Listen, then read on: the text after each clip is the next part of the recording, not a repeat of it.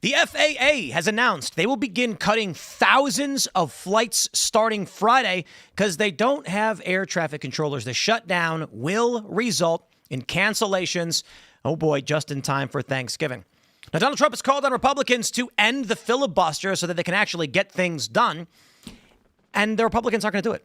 They're saying they're not going to get the votes. It's not going to happen because, oh boy, the Republicans are spineless. There's a fake argument that, but if you end the filibuster, what will Democrats do? I assure you, when Democrats take the Senate back, if they do, they will end the filibuster in 2 seconds. And then they're going to run roughshod over this country and do whatever they want. So how about we get the job done, open things up before Thanksgiving? Otherwise, people are going to be very, very mad. They can't go see their friends and their family. So we'll talk about that. We got new information on that UPS plane crash. The engine broke off. Fuel sprayed and spilled everywhere. A massive explosion. The death toll is increasing. It's a horrifying story. And of course, I know, a communist has won mayor in New York. We are well aware. We talked a bit about it yesterday, but there are some developments. Apparently, what is it? The fire commissioner, I think. That's who he resigned. Yeah, because he was Jewish. FDNY commissioner resigned. Yeah. He is Jewish. He did not necessarily give a reason, but his last day is like December 19th or something. Wow. So we'll get into all of that. It's getting crazy. Plus Jay Jones winning in Virginia and what that means for right-leaning individuals and what Democrats are telling you they plan to do next. Before we do, we got some great sponsors for you, my friends. We got Cars for Kids. Everybody knows the song. And if you don't go to Cars for Kids, I'm going to sing it. Cars are valuable assets. So you got an old one and you're not using it. It's taking up space, costing you a pretty penny in insurance, and you're too busy to deal with selling it. That's where Cars for Kids comes in. 1-877 Cars for Kids. That's K-A-R-S, Cars for Kids. Let's admit it, the famous jingle is stuck in your head forever and will be stuck in your head forever until you donate your car. Or even then, you're not going to forget it. Let's be real. Cars for Kids will take any car in any condition. They make it convenient. Go to carsforkids.org/Tim Pool. Donating your car is insanely easy. These guys have been doing it for over 30 years and have taken over 1 million vehicles. Give them some basic information on your car. They'll schedule a quick, hassle-free pickup at a time that is convenient for you. You'll get a vacation voucher and a tax deduction. And you get to help kids, real kids. Don't let your car languish in the driveway with just 2 minutes of your time.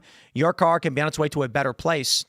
Remember, that song will haunt you for the rest of your days unless you go to carsforkids.org. It's cars with a K.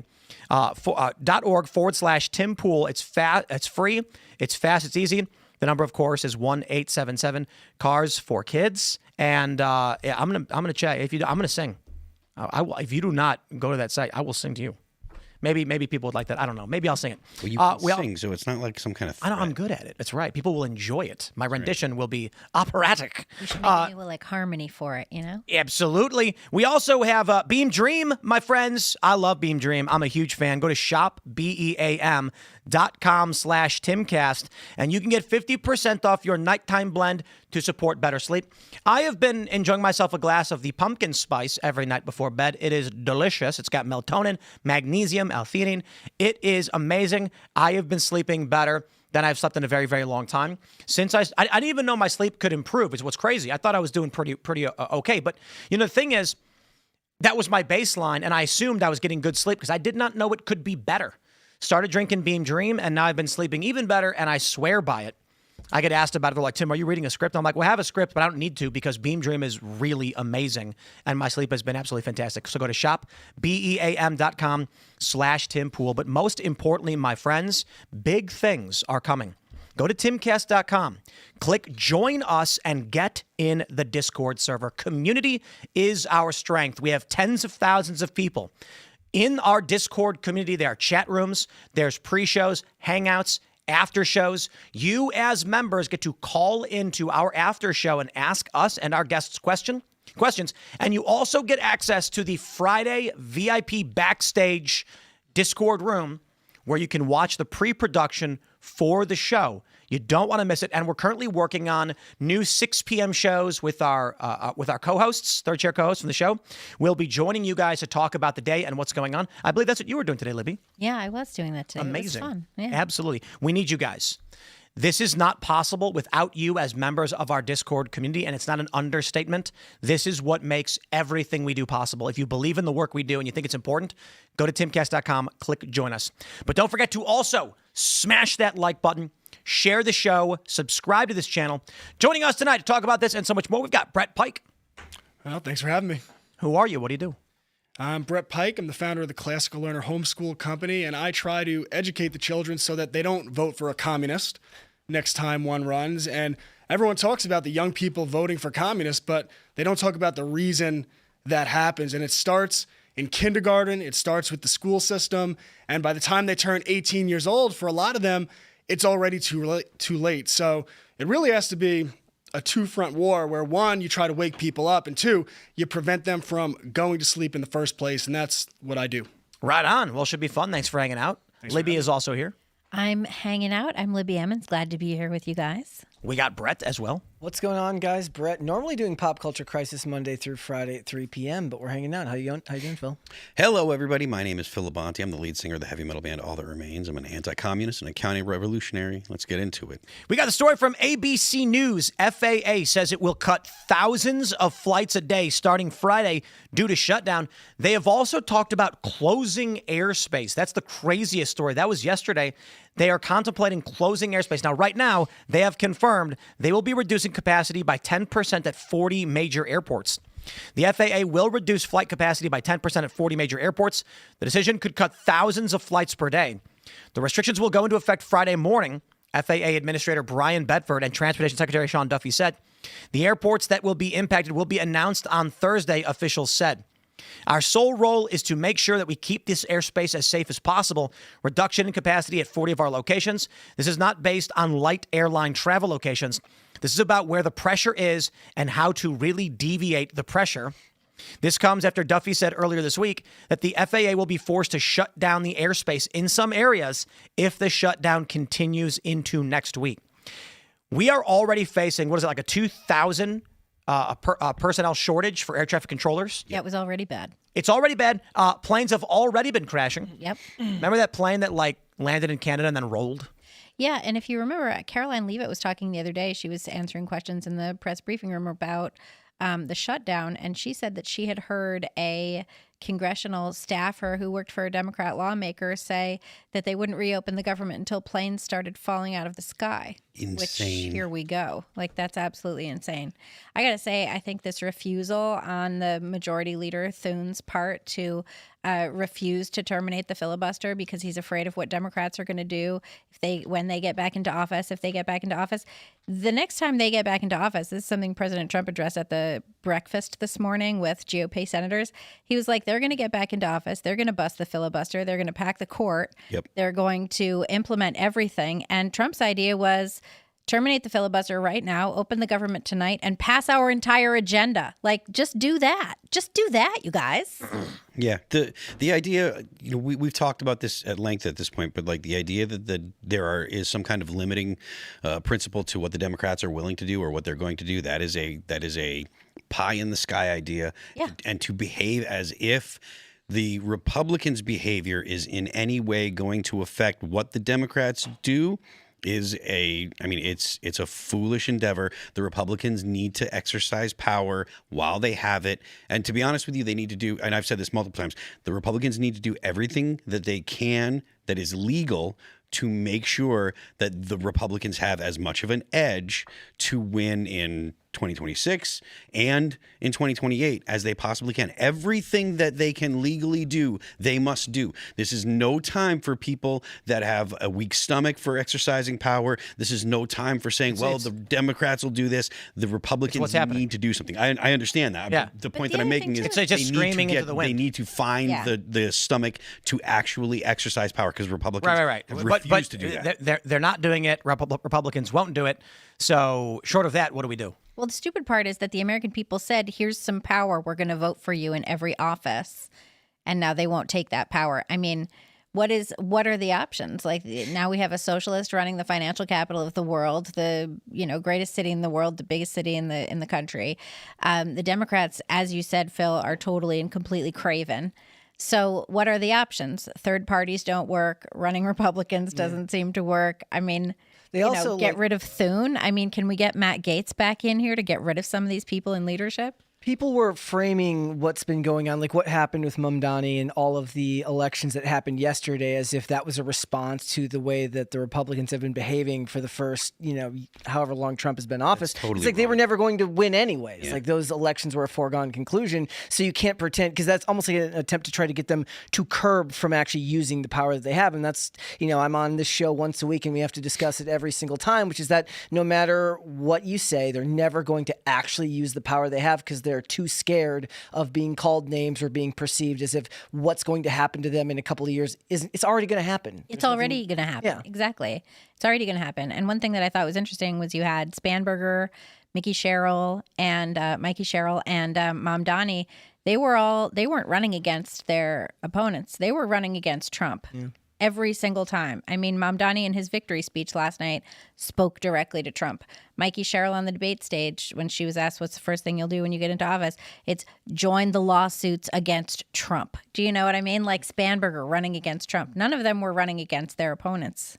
And I think that has something to do with the fact, that there are no Republicans with any faces to speak of other than Trump and Vance and a little bit of Rubio. It's the number one thing that for the length of time that I've been on the show, I said they have a big problem coming in 2028. They do. I like Vance for the most part. I think mostly for mimetic qualities in a lot of ways, but he doesn't have that same bulletproof ability that Trump seems to have to be able to let it all roll off his back. Yeah. Not yet. But the problem is they don't have a way to coalesce around anybody else because there's no face there that anybody's really going to get behind, at least in my opinion.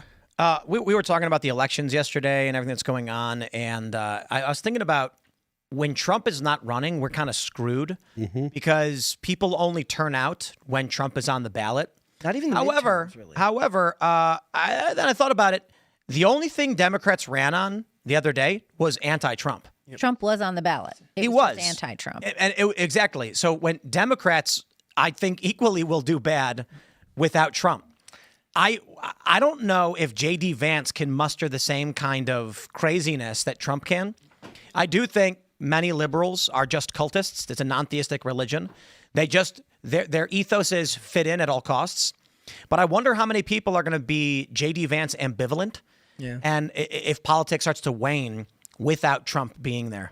So I got a question. Is that a good thing or a bad thing? I've always made the comment, and people have pushed back on me in this. Is I would like to go back to a time where it didn't seem like everybody was treating politics like a team sport, and people who you'd call them a tourist, you'd say you don't really have a lot of interest in this. You're just you've picked it up since Trump came into office, and perhaps you'll go by the wayside once he leaves. But I do think they'll end up keeping him on the ballot by saying this is the guy that Donald Trump anointed as I remember we were talking at one point about how Trump didn't necessarily endorse Vance when he gave that first interview because he knows that it could probably be used against him down the line, right? Used against Vance. Yeah. I think Vance will want Trump support. I don't think Trump has that same. But early on, I think they were saying that the idea was if his term is a dud and it doesn't go well, that doesn't help him. Right. Well, I think that's kind of obvious for whoever the Republican is. If the Republicans have not delivered for the American people, or if the American people don't feel like the Republicans have delivered, then that's going to be a bad thing for whoever the Republican is, whether it be Vance or whatever. This is why I'm so much of the opinion that at the end of the day, it really does boil down to what the economy's like, because the people will blame whatever party is in office at the time if the economy is not doing bad. If they feel like they're not able to make their dollar go far enough, if they feel like they can't put food on the table, and they're going to blame the whatever party's in office currently. So, what do you think you guys are probably more plugged into this. What is the general consensus from the public on the economy now? I think most people feel like it could be better. I don't think that people are feeling like there's a boom time. I'm not sure exactly what could be done to get back to the heady days of 2018 and 19.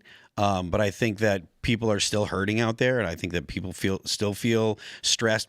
But I think the reason why that is because of how long it takes for wages to catch up to the inflation that happened, right? Like inflation is a leader, wages catching up to inflation is lagging. It takes a long time for people's wages to get up to match what inflation happens. That's why inflation's so bad, and it's such a, why it has such a negative effect, because inflation happens quickly. It can happen in a year or in 2 years. You can have prices go up by 20, 30, 40%, which is what actually happened here in the US. Things are like literally like 20 to 30% more expensive overall. The dollar lost like 20% of its buying power. And so you haven't seen wages go up 20 or 30%. So until the wages catch up, people are going to feel like that. And I don't know that that is going to be solved by the end of Trump's term. So, well, do you guys think the government's going to reopen before Thanksgiving? I think the only way that the government reopens is if they do the filibuster thing. I don't think the Democrats are going to cave at all. I don't think they have to cave, because the longer this goes on, as they keep telling us, the better it is for the Democrats and for their priorities. And low IQ voters will blame Trump for this anyways. Well, yeah. Sure, it's easier to blame Trump because he's one guy as opposed to blaming just Congress. Yeah. I think it's better just to call them by their proper name. Democrats will just blame Trump for all of this. No, because I would push back on that. There's a lot of people that are right now really angry with Trump for a lot of things that Trump either didn't do, didn't actually happen, or things that they assumed were going to happen that he never made a promise on. There are a lot of people that are still mad about the Epstein files. Trump has said we need to release the Epstein files, and the people that are holding any additional evidence, the people that are holding it back are the courts. That's likely because there are minors in the Epstein files that they don't want to put their names out there. And that's typical of what courts do. So it's not that Trump is saying, oh, we need to hide them. It's that the courts have said no. Trump has come right out and has said, we need to release all the files that we can. So we got this from Kalshi.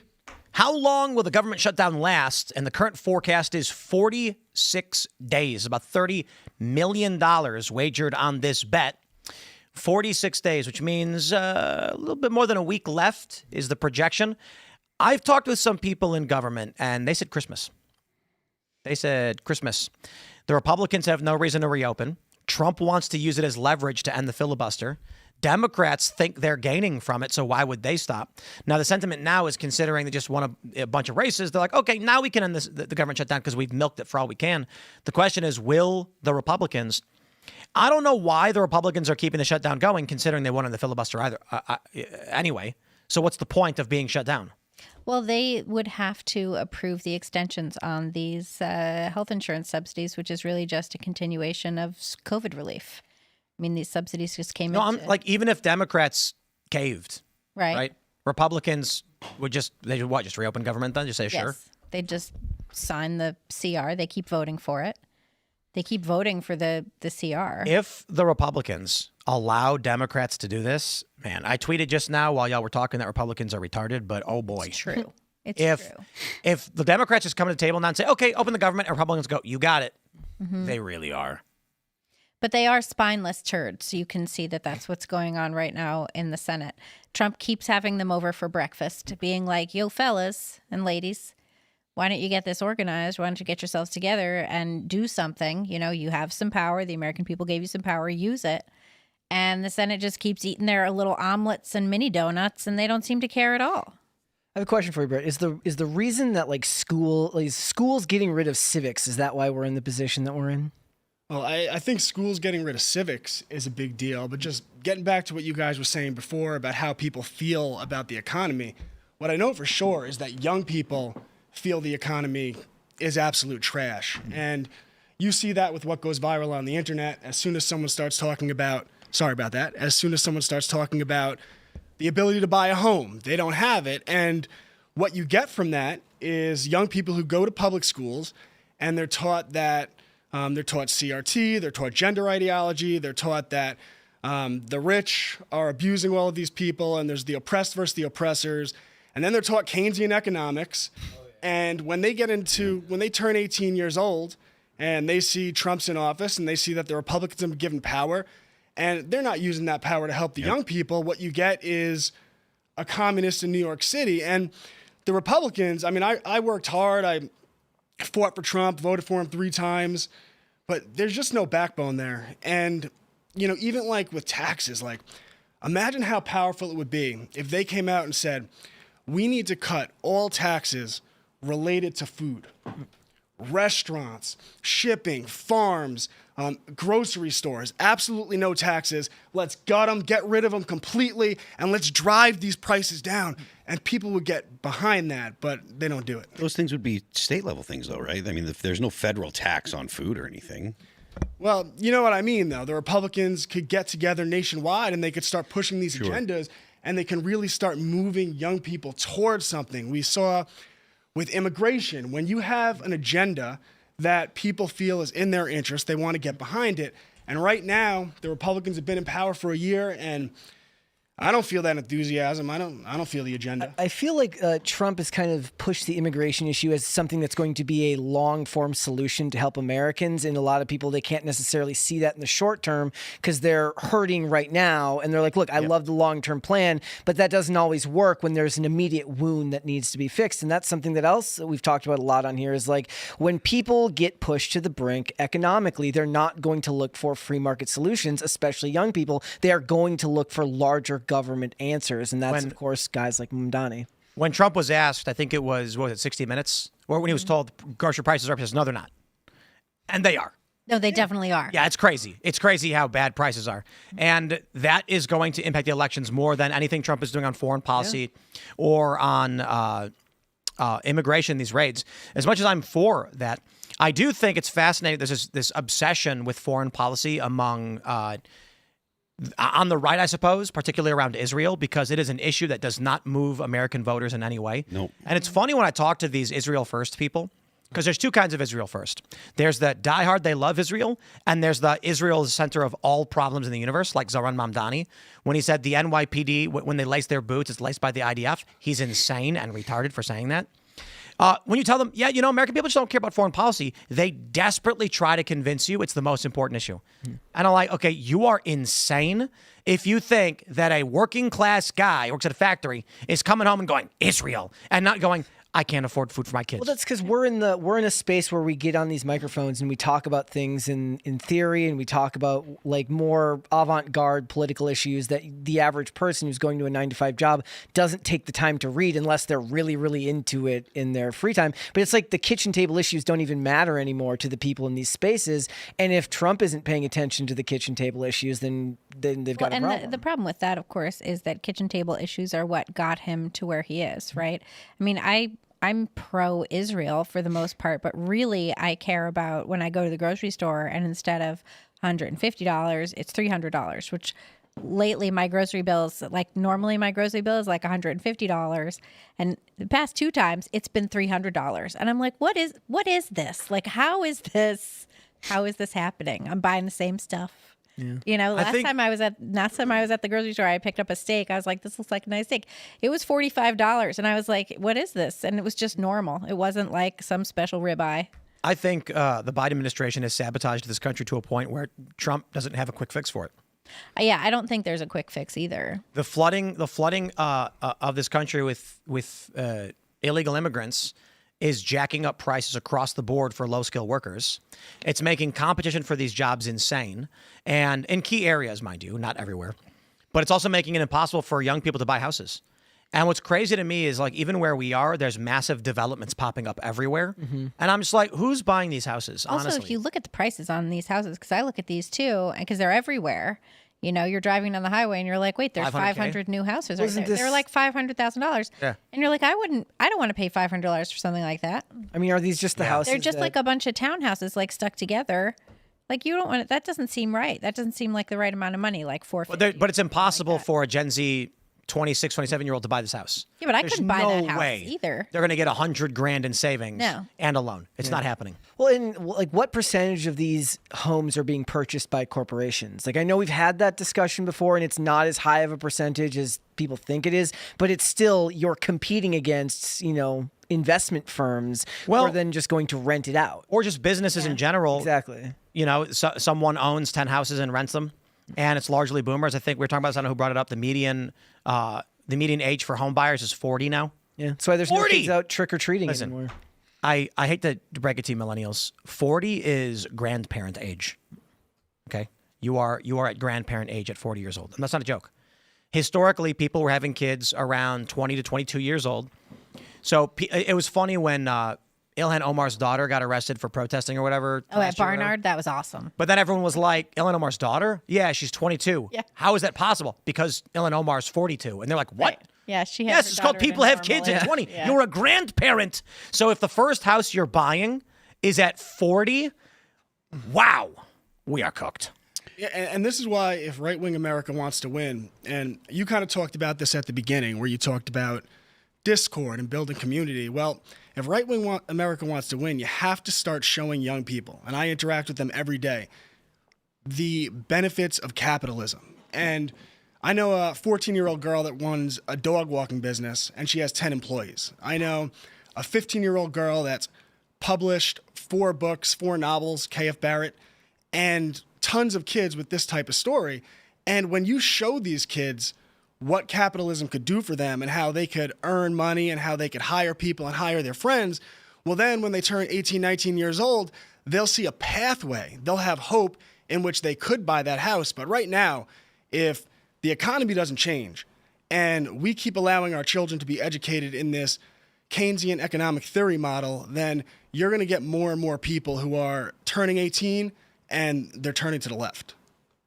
Well, also they were kind of sold on a world, like at least my generation was. I'm 39. You were sold on a world that didn't really exist anymore. That you were going to have your parents' life, where yeah, you had to go to college. Maybe your parents didn't have to go to college, but you were going to be able to go to college, and then you were going to be able to find a job, and you could work that job for 22 years and retire. And that's a fantasy that's not really a thing anymore, not in any real sense. And I feel like a lot of what I see from millennials is just burnout because life has become so complicated. Like I was talking to someone today about like the fact that I have to log in to like 9 things. Oh, it is the worst. Like your parents would have, their heads would have exploded if they had My to head like, does explode. like the guy who invented the password manager should get a Nobel Peace Prize and should be given a lifetime, like you should get a lifetime supply of everything because the average person having to do that. So if your but life then what is happens just, when you forget the password to your password manager, as I have done, and like it's been months.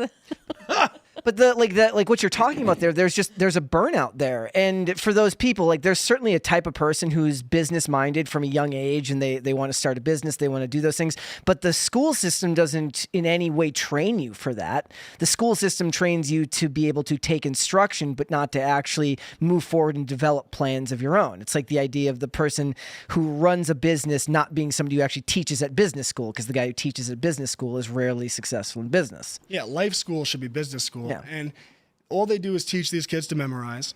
And then from the time they're in first grade, they tell them the only path to success is college. And they tell them that all the way up to 12th grade. They don't teach them financial literacy. They get one course in 12th grade, and that's on micro and macroeconomic theory, not personal finance. Yeah. So these kids don't know what debt is. They don't know what interest is. They don't understand bankruptcy law and that college loans will be an unforgivable form of debt. The guidance counselors aren't doing cost-benefit analysis, so they should have the math done. They should know if I go to college and I major in feminism, then I'm going to be broke and I'm not going to be able to afford a house. And by the time they get out and they figure out what happened and they're 22, 23 years old, and now they get a job at a corporation and they're making $30,000, $40,000 a year. If they get a job. Yeah. If they get a job, and forget about it if they're white and it's the DEI hires, not to bring race into it because it affects all people of all different races, but you get the DEI hires and it's very difficult to climb a corporate ladder and people get very disenfranchised. And I think we're seeing that in America. And the response to that, the answer to that should be, as parents, that we can start teaching young people these things from a young age. We can start teaching financial literacy in elementary school, and we can start teaching entrepreneurship in middle school and high school. And if you do that, I think what you'll see is a lot of young people who, embrace right-wing America and free market capitalism. But there's no middle ground there anymore, which is like what you're talking about. And it is kind of like a talking point on the right to say like college is a scam. But like 90% of the jobs that you're looking for out there now, they're going to require a 4-year degree and 10 years of experience to get an entry-level position. So no wonder people are disenfranchised when they're going to look for jobs after putting themselves into debt and they can't find it. And then there isn't a middle ground there where you start at the what is like the idea is like you started at in the mailroom and then you work your way up at the corporation. They're not doing that anymore. Well, how many people at this table have a college degree? Not all of you. I mean, not 4-year, but yeah. And the paper napkin, basically. The reason degree and a for paper that napkin. Tim built a successful business, and now he could hire good, like-minded people. I didn't go to high school. Yeah. Exactly, right? And most of my employees, some of them are high school dropouts and didn't go to college. So what you teach young people is that if you could be entrepreneurial and you could hire like-minded people, you start to raise people that aren't looking for those college degrees in sociology. I want employees who didn't go to college because then I don't have to deal with the indoctrination. I don't have to deal with all the HR issues and everything that comes along with entrepreneurship. And so I think a lot of the problems we face in the political realm, we could actually fix at the grassroots level, whether it's your Discord or whether it's people building businesses and educating their kids right from the start. That's a massive undertaking to do. And like in the meantime, there's a lot of people that need jobs and the market doesn't, doesn't conform if to the jobs aren't there, I really like this idea of teaching people to be resourceful enough that you make your own job. That's something that has to come from a very, very, very young age. Mm-hmm. And I don't think if someone's an adult, like someone who is already an adult has a harder time developing these habits. That's just a reality. Sure. I mean, the personality matters too, though, form because your like own if you're the kind of person that believes that life happens to you, you're not going to be the kind of person that thinks I can go out and start this, I can go and do this. It is about attitude, but it's more about the type of personality that you have. Go on, Tim. No, finish your point because we're jumping into this next. There's an exercise that every parent can do with their elementary school student, and you have them look out the window. And you ask them, what do you see out this window? And at first they say grass, and then you keep asking them, yeah, but what do you see? And eventually what you want them to come to is opportunity. They see the opportunity to cut the grass. They see the opportunity to plant seeds in the ground. They see the opportunity to sell the fruit that grows out of the trees. And what you teach them is that this is the window of opportunity, and everywhere around you, your entire life, you are standing in front of the window of opportunity. And if we raise our kids that way with that mindset and we help them get experience throughout their childhood, you get more and more people that are independent. And ultimately, the goal should be to raise free and independent people because then they vote for a free and independent country. Let's jump to the story from the Post-Millennial. Jewish NYC fire commissioner resigns one day after Mamdani mayoral win. Oh, boy. And so it begins. That's what Trump said, right? Mm-hmm. The resignation came first thing Wednesday morning, sources told the New York Post. And Tucker, a Jewish philanthropist and businessman, will be stepping down from the role on December 19th, just over 12 months after taking the role. The letter obtained by the New York Daily News stated, between now and then, I will continue to lead the greatest fire department in the world and will ensure an orderly transition. A source in the FDNY told the outlet there have been no talks between Tucker and Mamdani's team about him staying on as commissioner, and added that Tucker reportedly felt he would not fit in with Mamdani and his team. Was there anything explicitly about him being Jewish as to why he's resigning? No, that wasn't part of it. And in fact, it was just all coming from sources who saw the letter, etc. So we don't know that he actually resigned. We don't know. Well, apparently there was a resignation letter, but we don't know if it had something specifically to do with him being Jewish. We do know, I mean, Jessica Tisch is Jewish. She's the police commissioner, and Mamdani had said that he would keep Tisch on, and she's been doing, by all accounts, a pretty bang-up job. So I don't know necessarily that it has anything to do with his being Jewish, but it certainly is interesting that he does not feel that he would fit in with the, socialist mayoral agenda. There was, if anybody here knows who Deborah Messing is, she's an actress, Will and Grace. She's in very big trouble from people on her own side of the aisle. She's a longtime advocate for LGBTQ rights. She was in Will and Grace, which was like formative show for that type of topic. And she posted a meme yesterday of like a ballot that said, a regular Democrat, and at the bottom it said, is an Islamic jihadist Karl Marx quoting blah, blah, blah, blah. And then the meme is that the other option was just a regular Democrat. And I was just laughing. I'm like, there are no regular Democrats. There's no anymore. regular like Democrats she left. she had the party stolen out from under her because she is famously very anti-Trump as well. Meaning like back in 2019, she posted like a tweet about like wanting to get a list, like a blacklist of Trump supporters in Hollywood. And he called her like a McCarthy. Trump got involved and called her like a McCarthy, like McCarthy. And then later he admitted that he used to have a crush on her because of her red hair. It was like a whole thing. But the point is, all this happened because hatred of Trump allowed their party to be stolen out from under them. They were too busy hating him to realize what was coming into places like New York City. Well, they aligned themselves with a faction that sought to destroy them. She's also Anytime- Jewish, so that's why I think a big part of it. She's cited Cuomo being like, he's a leader, he's got experience. You know, we can debate all day whether Well, Cuomo's you a can great see candidate, that, like, but for the most part, religious Jews oppose Mamdani, and non-religious Jews are cool with him. yeah. Yeah. I mean, the idea that this is about Trump, I think that that's an error, though. I think that most of the people that voted for Mamdani, like they're really voting thinking that capitalism is their problem. I don't think so. I don't think they know one way or the other. Like that video we played where the dude asks the woman about Zoran's policies, and she's like, that can't be right. I'd be willing to bet that 8 out of 10 of the people you talk to on the street of New York who voted for Mamdani are going to be like, I think he'll do a good job. That's it.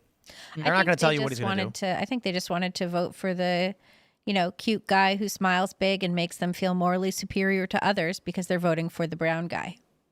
I mean, I think that's true for a lot of the young white women who Yes, voted for him. exactly. But I think most people who voted for him are going to be like, derp. There's a lot of people that nowadays that don't look at socialism the way that honestly you should, and they don't see the danger in it, and they don't understand it. They think that socialism means free things. They think that socialism means that he's going to make, it means that, you'll get this for free or whatever. And I think that was a big driving factor. It was the nice vote. It's he'll make sure that everyone's taken care of. It's very maternal kind of thing about it. It's not that there was a significant pushback against Trump. It is unfortunate that, what is it, 84% of 18 to 29-year-old women voted for Mamdani because it just says terrible things about their IQ. Mamdani promised things the mayor can't do. It's the craziest. Like, guys, if you nominate me to be head of the HOA, I will give you jetpacks. You can't. I might vote. It's I not was a feeling thing. like this is the guy. I can say whatever I want. I was feeling like Mamdani is that guy who runs for student body president promising to eliminate homework. It's like extended recess. you don't I should get do to- this. You don't have a say. You don't get to decide that. I should do this. I should run for office and just promise things that are kind of in the realm of possibility, but not within my purview. Like, I will write checks for $100 to everyone. Just that's it. Everybody gets a check for $100. When I'm president, I will personally, because the United States is rich. Come on, you know it. Sure. Exactly. I will write a check to everybody for $500. Look at it this way. There's 330 million people in this country. We bring in trillions of dollars per year. I only need $333 million to give everyone $1 million. And they'll all believe it. And they'll be like, he's right. Gosh darn it. Wait, wasn't there a tweet like that a couple of years ago? No, this was Brian Williams on TV with some woman. She was like, it's amazing. Michael Bloomberg spent $500 million. And, there was this tweet. It's like, it is pretty amazing when you think about it. And she's like, he could have given everyone $1 million instead of campaigning. And it's like, no, you moron. It's $1.50. Yeah. It's going to give everyone $1.60 something. But people are really dumb. So, hey, let's roll with it. So I can be president and do whatever I want. All I got to do is offer more free stuff than these people offer. But that's part of the team sport mentality of politics now. It's like you said earlier, Trump said grocery prices are down. They're not. Like, you should assume all politicians are looking to, at the very least, double speak to you and give you a half truth because that's their job. Look at Zoran Mamdani. He's like, grocery prices are high because of price gouging. Yeah. I'll open government grocery stores, and that will solve all of your problems. The government never overcharges anybody. No. This is ludicrous, Zoran Mamdani, you fascist. You far-right capitalist, okay? I'm going to open grocery stores where they give you the food for free and pay you for coming. Yep. They Why? pay you an entry fee. Exactly. Because, you're the one who makes the grocery store possible by being a patron. Think about it. If there's no patrons, no grocery store. I thought it was interesting, too. Like, he's got this plan to tax the billionaires in New York City. There's 123 billionaires. Like it's just In the world? No, just in New York City. That's a He lot. said he's It's- also well, said it's the millions. They're gonna city leave. that has the most billionaires, sure. They just leave. But like these guys, whoever these people are, these 123, that's it, 123 people. They have houses in lots of places already. They don't have to have New York City be their primary residence. Exactly. They don't have to have America be their primary residence. They don't have to do any of that at all. It's shockingly easy to just go move somewhere else when you're a billionaire. But he's also said that he's going to tax, everyone that makes more than $1 million, they're going to get a 2% tax. Right. Yeah. Look, and you tell anyone that their taxes are going to go up by $20,000 just because, and that's if you make $1 million, right? That's just the very, very $1 million entry level in New York is City is not that $20,000. much. It's not. What was that? $1 million in New York City is not that. No, of course not. But the point is, to people that don't have a pot to piss in, it sounds like a ton of money. But if you tell anyone at all your taxes are going to be increased by $20,000 just because, they're going to be like, well, how do I avoid that? This is the problem with the developmentally disabled being allowed to vote and run for office, okay? There's something called the Laffer curve, which is the point at which when you tax too much, you make less money. So the story that I like to tell is Cook County, DuPage County, Home Depot story. I learned this when I was like 18 because my friend's dad was a contractor, and I forgot how it came up, but there was a Home Depot in Cook County that closed down and reopened several months later in DuPage County, which was like 10 miles down the road. And what was explained to me, Cook County increased their sales tax by like 0.01% or something like this. And so there was a Home Depot. They said, we're closing. We're going to reopen in DuPage where we don't got to pay that sales tax. And I was saying, that sounds stupid. I mean, I understand you're paying more in taxes, but is it really worth moving? And what my friend's dad said was, contractors will drive an extra 50 miles if it means saving a couple $100,000 a year in materials costs, because you're not just going to the store to spend $50 here and there. You're doing massive lumber orders and getting tools. But a lot of these deliveries, you're ordering from Home Depot massive amounts of lumber that gets delivered to the site. So if you're spending millions of dollars over the year, even 0.01% is not worth it. You may as well put in the order of someone else. It's coming for delivery. Why pay the taxes on it? And I was like, oh, wow. So Cook County lost money by increasing tax revenue. How about that? More importantly, because I grew up playing Civilization, I understood very simply, when you increase the taxes on your cities, you make less money because people stop spending and they don't have money to spend. And then I was like, in Civ 2, I love it. They revolt. They stop, your economy stagnates, you stop generating gold, and you're like, oh, maybe that was a bad idea. But Zoran Mamdani either doesn't know or doesn't care. I think it's probably a combo. It's real simple. I got to tell you, if you make $1 million a year and he says $20,000 extra gone, people are going to be like, I think I'll spend that $20,000 on an apartment across the river in Jersey, and I'll stop coming to New York. Jersey City's going to get real nice. To be fair, though, they have the reciprocity between Jersey and New York because of this. And if you spend more than half the year in New York, they'll tax you at the full rate. Right.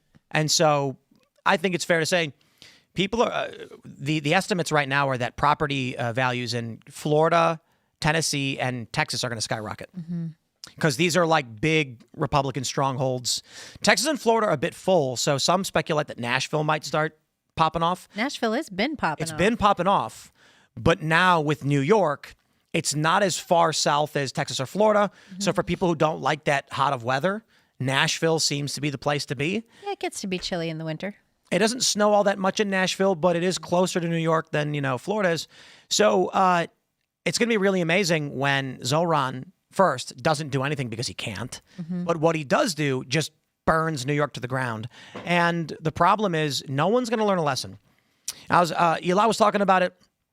I read this article from Coleman Hughes where he said the cure for Marxism is experiencing Marx. And I'm like, no, it isn't. No. Because Maduro is still in power. Because the Chinese communists are still in power. That's not correct. You can vote Marxism in, but you have to shoot your way out, right? Isn't that what they say about it? Yes, but the issue with New York is that you can't even do that. No, because they don't let you have guns. Well, it's not just that. It's that unless the argument is in New York, it's going to be armed rebellion against New York City government, which there's not going to be, people will just leave, and then New York will crumble. And that's probably the intention. There was a point where Detroit was this massive industry leader. I mean, Detroit made Pennsylvania, or made Pittsburgh. Pittsburgh was providing all the steel for Detroit. Detroit was like the mecca for economic activity in the U.S. And that ended because of the I think that a lot of the manufacturers left. Yeah, and then there were all those riots. Yeah, and the city crumbled. That can happen to New York. I mean, it'll be different conditions. It did happen in New York. Like at the end of the 70s and into the 80s, like people thought that New York would never recover, and it literally took Rudy Giuliani, going ham on that city. I mean, the difference between before he was elected, just like walking around downtown, and after, it was so different. I mean, it was like, I don't know if you guys remember. Well, I mean, I've seen you can look at pictures, and there are pictures of New York, New York City, where it looks like Lebanon. Yeah, like it looks like there's an actual war zone going on. I mean, when I was a kid, it was like my mom would be like, "These are the places you never go," and it included walking by the river. It included, the entire East Village and Alphabet City. Like, don't go there. No going to the Lower East Side. Like, none of that. We'd walk through Times Square because she would take me to shows and stuff. We'd walk through Times Square, and there would be like tons of hookers and strip clubs and weird stuff going on. Like, the first time I saw pornography, it was a black and white newspaper that the wind blew and stuck to my leg. And Mom Donnie's talked about, things that will usher in that kind of behavior again. He wants to decriminalize prostitution, which, I mean, look, I'm not. That's part of the DSA. Child trafficking coming back with a vengeance. Let's jump to this from Libs of TikTok. Ladies and gentlemen, I have shocking news. Zoran Mamdani, after winning the New York City mayor's race, has gone full Nazi. That's right. 4 individual Nazi salutes, hand to heart and everything. I can't believe it. I am shocked. I am saddened. How could Zoran Nazi salute 4 times? Here we go, guys. Nazi salute incoming. New York, this power, it's yours. All right, where's the This salute? city belongs to you. Thank you. Nazi salute. Do it again. Do it again. Nazi salute. Wait. Hold on. Now, to be fair, Zieg. we get it. He's putting his hand on his heart and then waving. This next one, he actually has a rigid arm forward. I was going to say, the arm's kind of... No, watch this one. Nazi salute. Yeah. There it is. There it is, the Heil. I mean, His hand is straight up at an angle. in his defense, the pro-Palestinian contingent in the Middle East in World War II was pro-Hitler. So Yeah. I'd imagine a lot of them are now as well. Yeah, he's just in keeping with his pro-Palestinian roots. I can't believe it. I am so surprised by this that Zoran Mamdani he held Hitler several times. Yeah. That proves it. I saw a bunch of posts. His Daredevil should play race swapped Mamdani in a movie. Race swapped. So the gag, of course, is that no, it's not a Nazi salute, and Elon didn't do one either. But the media claimed he did anyway. And the funny thing is, my response to this is, guys, Democrats are literally supporting a dude with a Totenkopf on his chest. He got it removed, to be fair, but for 20 years, rounding up, 18, there is a Democrat guy in Maine. Plattner. Was it? Yeah, Graham Plattner. Yeah. He had a Totenkopf on his chest. That is the literal symbol for the SS that ran concentration camps. It is not a symbol that was like a Nazi. It was a literal Nazi tattoo on his chest. And they were like, well, we don't care. That's fine. They never cared that Elon Musk did this. They were lying the whole time. They don't care if Elon Musk does this. I'm sorry, if Zoran Mamdani does this. They are lying to you. Conservatives seem to think there's an argument happening while Democrats think they're at war. I mean, the whole that's right. the whole exercise by the left. It doesn't matter what anyone says or does. The only thing that matters to them is exercising power. So if their guy does something, I was saying this to last night. Like, it doesn't matter what their guy does. It's okay, and it doesn't matter what our guy does. It's wrong. It doesn't. None of the things that they say are ever based in reality. It's all based about convenience and can it give them access to power. That's all.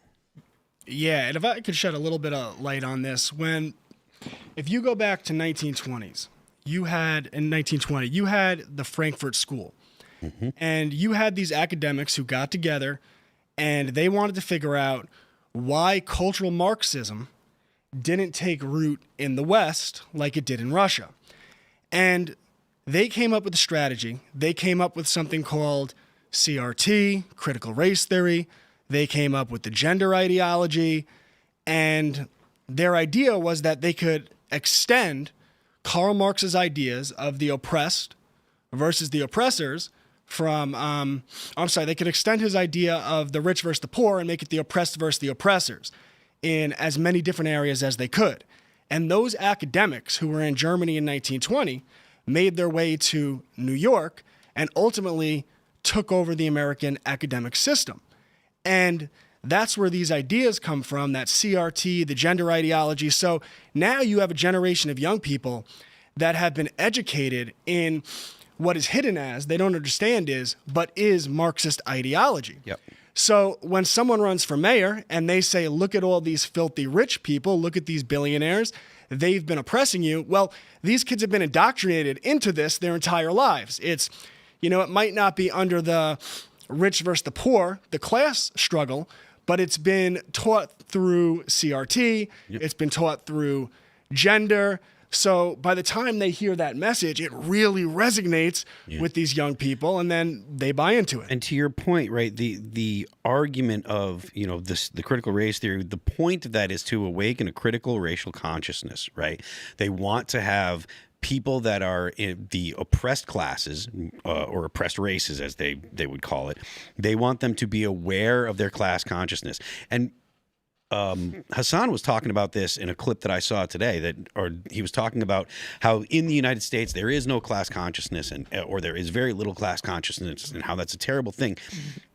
The left wants to awaken that class consciousness, and they want to awaken it in the white population as well. And when they awaken in the white population, they use it against you. Yes. So if you're a white person, you say, well, I want to align based on my white identity, they will look at you and they'll say, you're a white supremacist, you're a racist, you're a terribly horrible person, you should feel shame for this.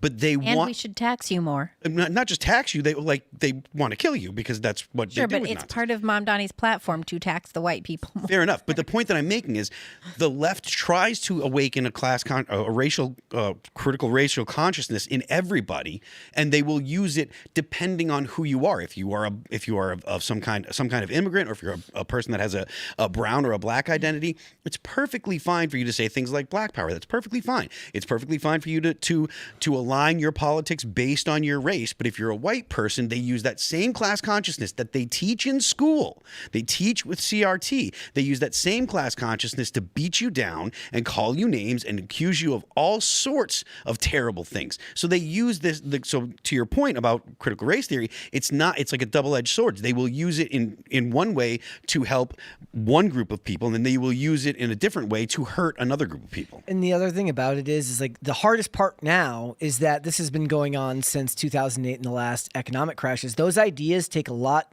easier hold when the economy is bad. Yes. When people can't afford a home, when people don't feel like they can start families because they don't have the income to do so. It's a lot easier for, what's the old saying? What was Reagan saying? Like, what's the scariest thing someone can say? I'm from the government and I'm here to help. But that doesn't work as much when they actually need the help. And then those ideas have been fed to them since they were in grade school and on upwards. So it's a combination of both economic problems, indoctrination at schools, and all of that coming together. And we're like one of the when you posted about when somebody posted about the taxing on millionaires as well, right? The first post under there said billionaires next. So they want revenge. Yeah. When Bernie became a millionaire, he stopped saying. Yeah, well, they need to. What's up? He started saying billion. No. He always said the millionaires and the billionaires, and then when he became a millionaire, he said just the billionaires. He removed it from his website too. Wasn't he the biggest defender of Big Pharma during Robert Kennedy's? He was the largest recipient of contributions from Big Pharma employees. I think that's what it was. I could be wrong. But it's become an othering of people because people don't understand economics, or it's like the people that say like Jeff Bezos could become Batman tomorrow, and why doesn't he just solve all the world's problems? Well, I tweeted at Elon once, why aren't you building an Iron Man suit? And he responded with building Starship. It's like, oh, Oh, That's fair. Okay, right. Yeah, fair point. He is doing something. But they've we talk about this on our show all the time. Like the celebrities are this way too. They're millionaires, so they complain about billionaires. Billie Eilish says, "Billionaires, why do you have so much money?" And somebody's like, "Well, you donated $11 million. You're worth $50 million. Why don't you donate $49 million and live in some apartment downtown? Like you want to solve climate change. Why do you have any money at all? Give it all away." But they've understood that turning it into just the billionaires is a way to other an entire class of people. The trillionaires. Yes. And did you heard what he said last night, Mom Donnie? We will prove that there is no problem too large for government to solve and no concern too small for it to care about. That's a threat. Yeah, Yes, that it is is. horrifying. That is terrifying. I That- posted that that with means- the words, "This is terrifying." That means if you jaywalk, government is concerned. Government is concerned with everything that goes on in your apartment. Yep. They're concerned with everything that you do outside. They're concerned with everything that your company does. You know, it'd be like really funny. What if, like, because Zoran's a Muslim, what if he just like bans being gay? And he's just like, we're going to go into each one of your apartments. If you're doing gay stuff, you're under arrest. Well, he did. He spoke out for the trans community. Sure, but he's mayor now. But now he's going to throw everybody. Well, he's not under mayor the bus. yet. He's mayor. Isn't he elect so asking far. for money right now? Yes. He sure is asking for donations. He said, remember when I told you to stop donating money? Well, you can start donating it again. That's what he said today. Man, he wants people money are for stupid. the transition team. I feel like a sucker, Meanwhile, guys. he like took photos with Alex Soros. I work so hard every day, and did all I have to do was just promise free stuff to people that I could never give them. And if you go to timcast.com and become a member, and I'll give you all jetpacks, every single one of you. That's clearly a joke and not legally binding. It's and then only for new members, not for existing members. yeah, Ooh, I unfair. want to know why jetpacks aren't like a real thing that we can use. because sometimes you fall, and when you do, you will die. It's horrible. But they have Also, jetpacks. They've had sometimes they jetpacks forever. blow up. For Yeah, decades. but like It's because the amount of propellant that you need to actually keep your body in the air, you know? No, they got half-hour flight time right now. It's just the jetpacks that they're working on are for quick response. But when you crash a car, sometimes it's bad. But sometimes it's a fender bender, and you're like, my neck hurts. All When you crash your jetpack, you're dead always every bad. time. Yeah, It's usually true with like motorcycles too. And it is. It's true. you should have to get the same license for your motorcycle should apply to a jetpack. You should be allowed to have one. I don't Join- think I would get a jetpack. Go to timcast.com and click Join Us. Give me $10 a month, and I'll make the world a better place. What else can I promise people that's not legally binding? I'll give you happiness. Let's see. It'll be the best $10 you've ever spent. I guarantee it. He'll solve your bad breath problem. No, that's a specific claim. Oh, okay. Yeah, if I say things like "you'll be happy," it's like, well, what does that mean? You know, You'll like your bad breath problem. you'll have a good time. Libby will be friends with you. Now you're promising other people's services. Yeah, but you don't have to do anything to be friends with somebody. Right? You know, everyone's like, well, I want to be friends with How do Libby. you I'll give define friend really? Take their phone call. It's kind of wild that I don't take fraud doesn't apply to politics. You know, should it? If a politician promises something that literally is not within their power as the office they're running for, shouldn't we just call that fraud? Why do we allow that? Honest question. I think that's a very good question. And I think sometimes people do call it fraud. And then, they get, I don't know, Nancy Pelosi's stock tips and they shut up about it. Yeah.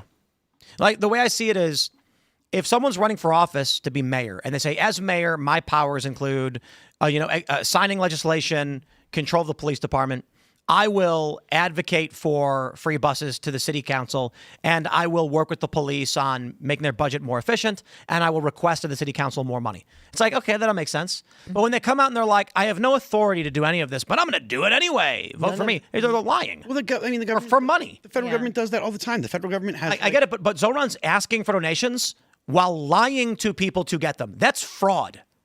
Like, here's the point. If I come out and said, guys, become members at timcast.com, and when you do, I'll give you all free airfare. Like, you can't promise that. Yeah, well, Mom Donnie is promising that he needs money to put together a transition team. He says all of do these things he can't do. No, to do things that he can't do, right? Yeah. They should charge him with fraud. Well, sure. I mean, they never should have let him. I mean, there's no reason that he should have. He should have led the top of the Democratic Party ticket. And I think that the way he got there is through ranked choice voting, which is an abomination of a way to vote. There should never be ranked choice voting. It's a terrible idea. I think that It means we should. 40%. Yeah. Fraud is not free speech. And if someone's running for Congress and they say, in Congress, I will do these things. It's like, well, typically when people run for Congress, they talk about things they can do. Like, I will pass a bill that does this. Well, that is within the purview of a member of Congress, so it's unlikely to get done. Fine. But when someone says, vote for me to be mayor and I'll do things that are impossible for the mayor to do, that's fraud. Mm-hmm. Fraud. Fraud. That's how you say it in German. That's the German pronunciation. Right. Fraud. Let's jump to this next story, ladies and gentlemen. From Mediaite, Trump vows to withhold SNAP benefits until the government is reopened. Looks like November is going to be reduced benefits. That's what they announced. But Trump doesn't want to give any more until they reopen government. I actually think the call sheet prediction for 45 days is probably wrong. To be fair, maybe I should, I always talk about how maybe I should buy stock because we often have access to knowledge and stuff before people because we're reading the news all the time. But I've heard from people in government it's going to be close till Christmas. The expectation among staff is that they're going to be furloughed till Christmas. So one more month of no benefits. But Democrats, now that they've extracted all of the value they can out of this, they'll probably just come out, I'd imagine, right, and say, okay, sure, fine. Because what people need to understand about the government shutdown, it is the Biden continuing resolution. Mm-hmm. Republicans said, we agree to Biden's funding. And the Democrats said, nah. And Republicans like, what do you mean? This is just Biden's administration. This is his funding proposal. We're agreeing with it. And they're like, we want more. Yeah, they want to extend the tax subsidies for the Obamacare and illegal immigrants that they first put into place with the American Rescue Plan Act and then extended with the Inflation Reduction Act, which, as they said, was the biggest climate change legislation in history. It was the Green New Deal. That's all it was. That's all it was. Isn't this whole thing a great opportunity for the churches? That right now, if you have all these people that have been reliant on SNAP for food, that the churches could position themselves to get people to show up. And I do wish right-wing America would think more in these terms. Well, some of these things might be hard to pull off.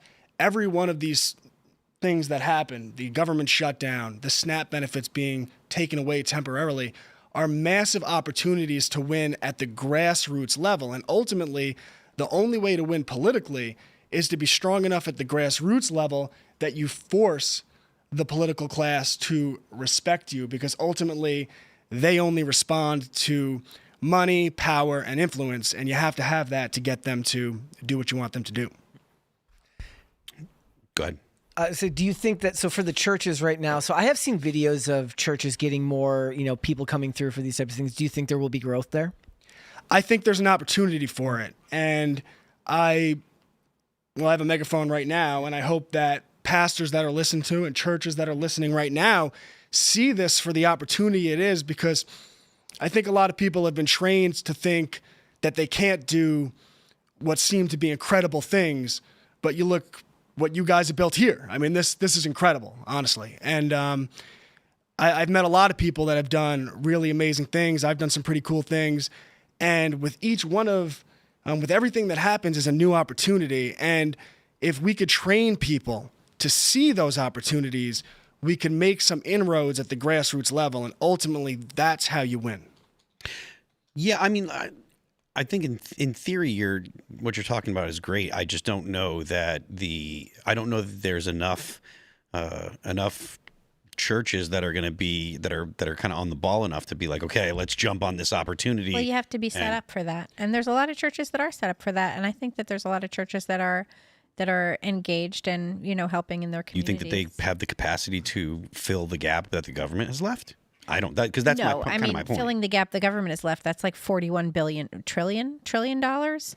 What is it? It's like $9 billion a month in the SNAP church benefits. The church isn't trying to solve all the government's problems. They're trying to help, No, but a lot of people to churches faith. are set up with, food banks and things. But even with just announcing a food drive, when people suddenly don't have access to the food they had access to, you get people to show up that day.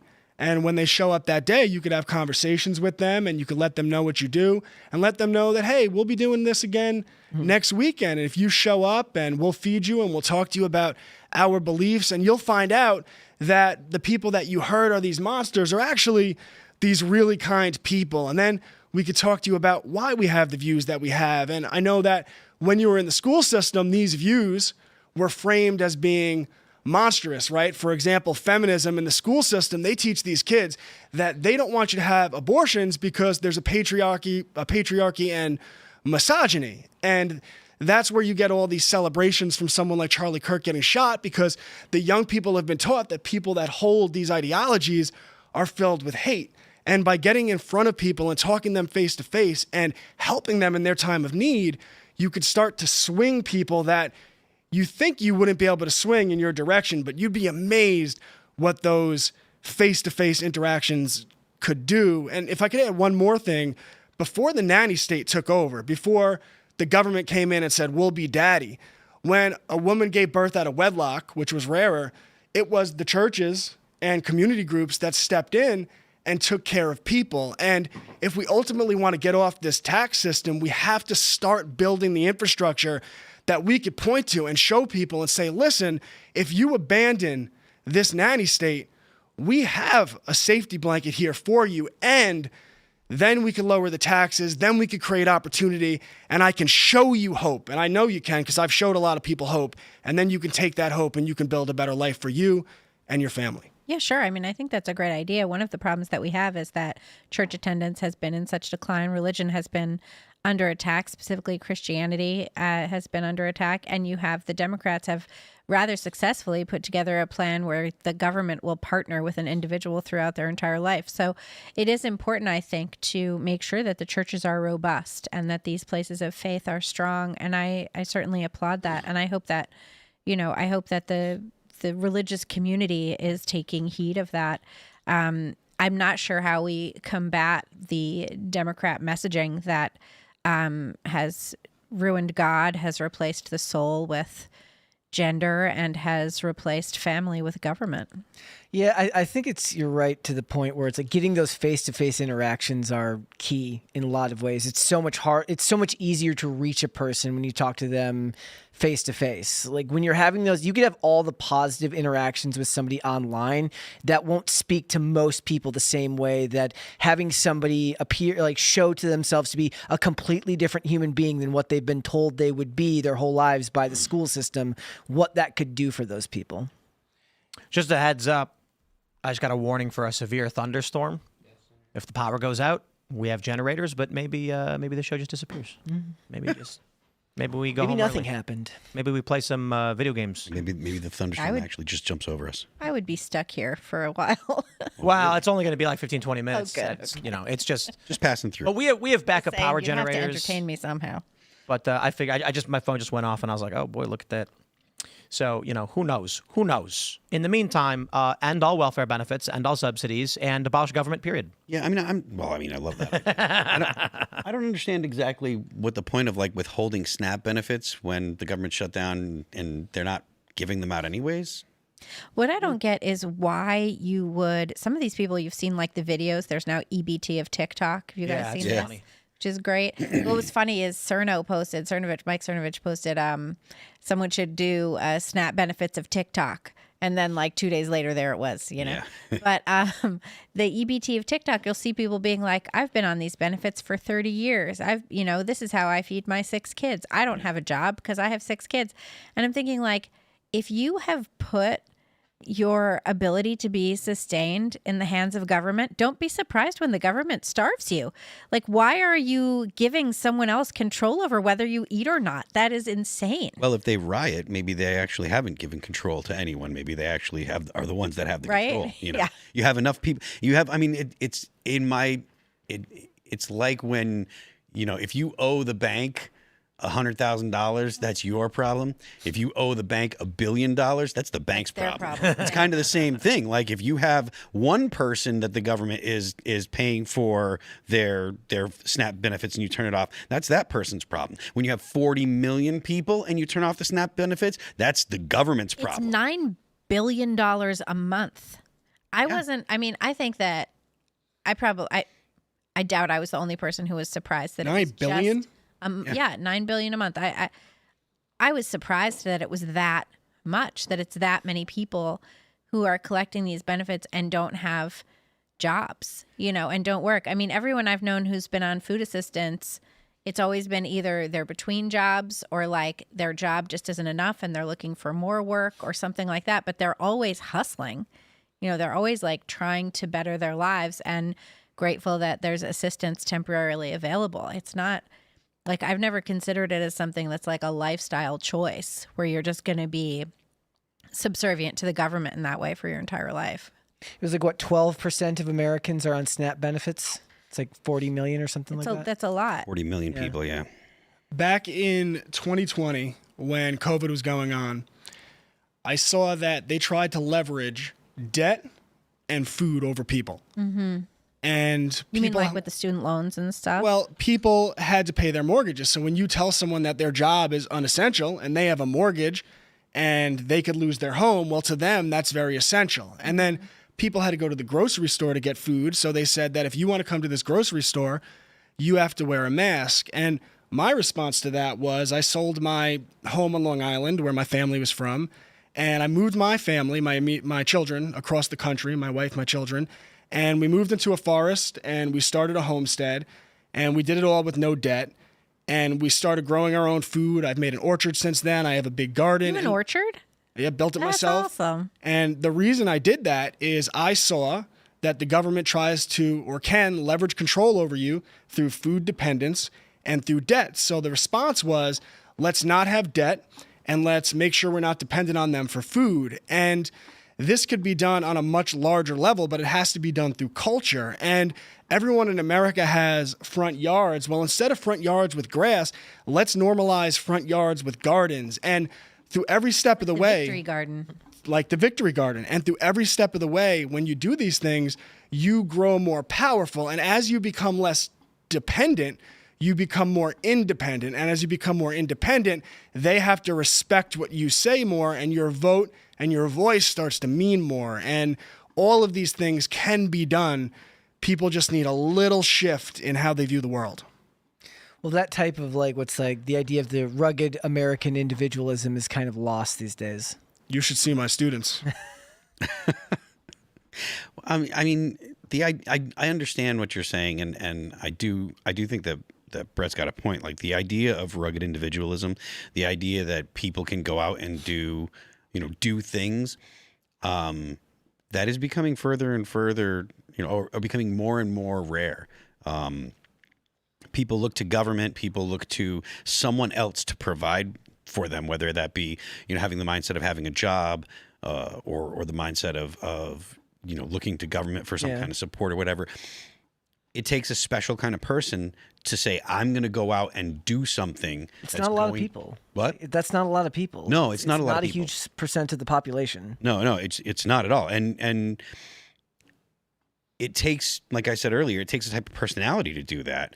And if you don't have a society that fosters those people and tries to encourage them, which I don't think we do anymore. No, they don't. Then it becomes even more infrequent and even more rare. And I would love to see the people that do go out and put the effort in to do that. I would love to see them succeed and have become millionaires or billionaires and what have you. But I think the without that kind of mindset being held in high esteem, we're going to continue to have fewer and fewer people that will actually go out there and try to be entrepreneurs. There are people that believe that that's becoming more common in Gen Z as first of all, the main, your typical job economy is gone.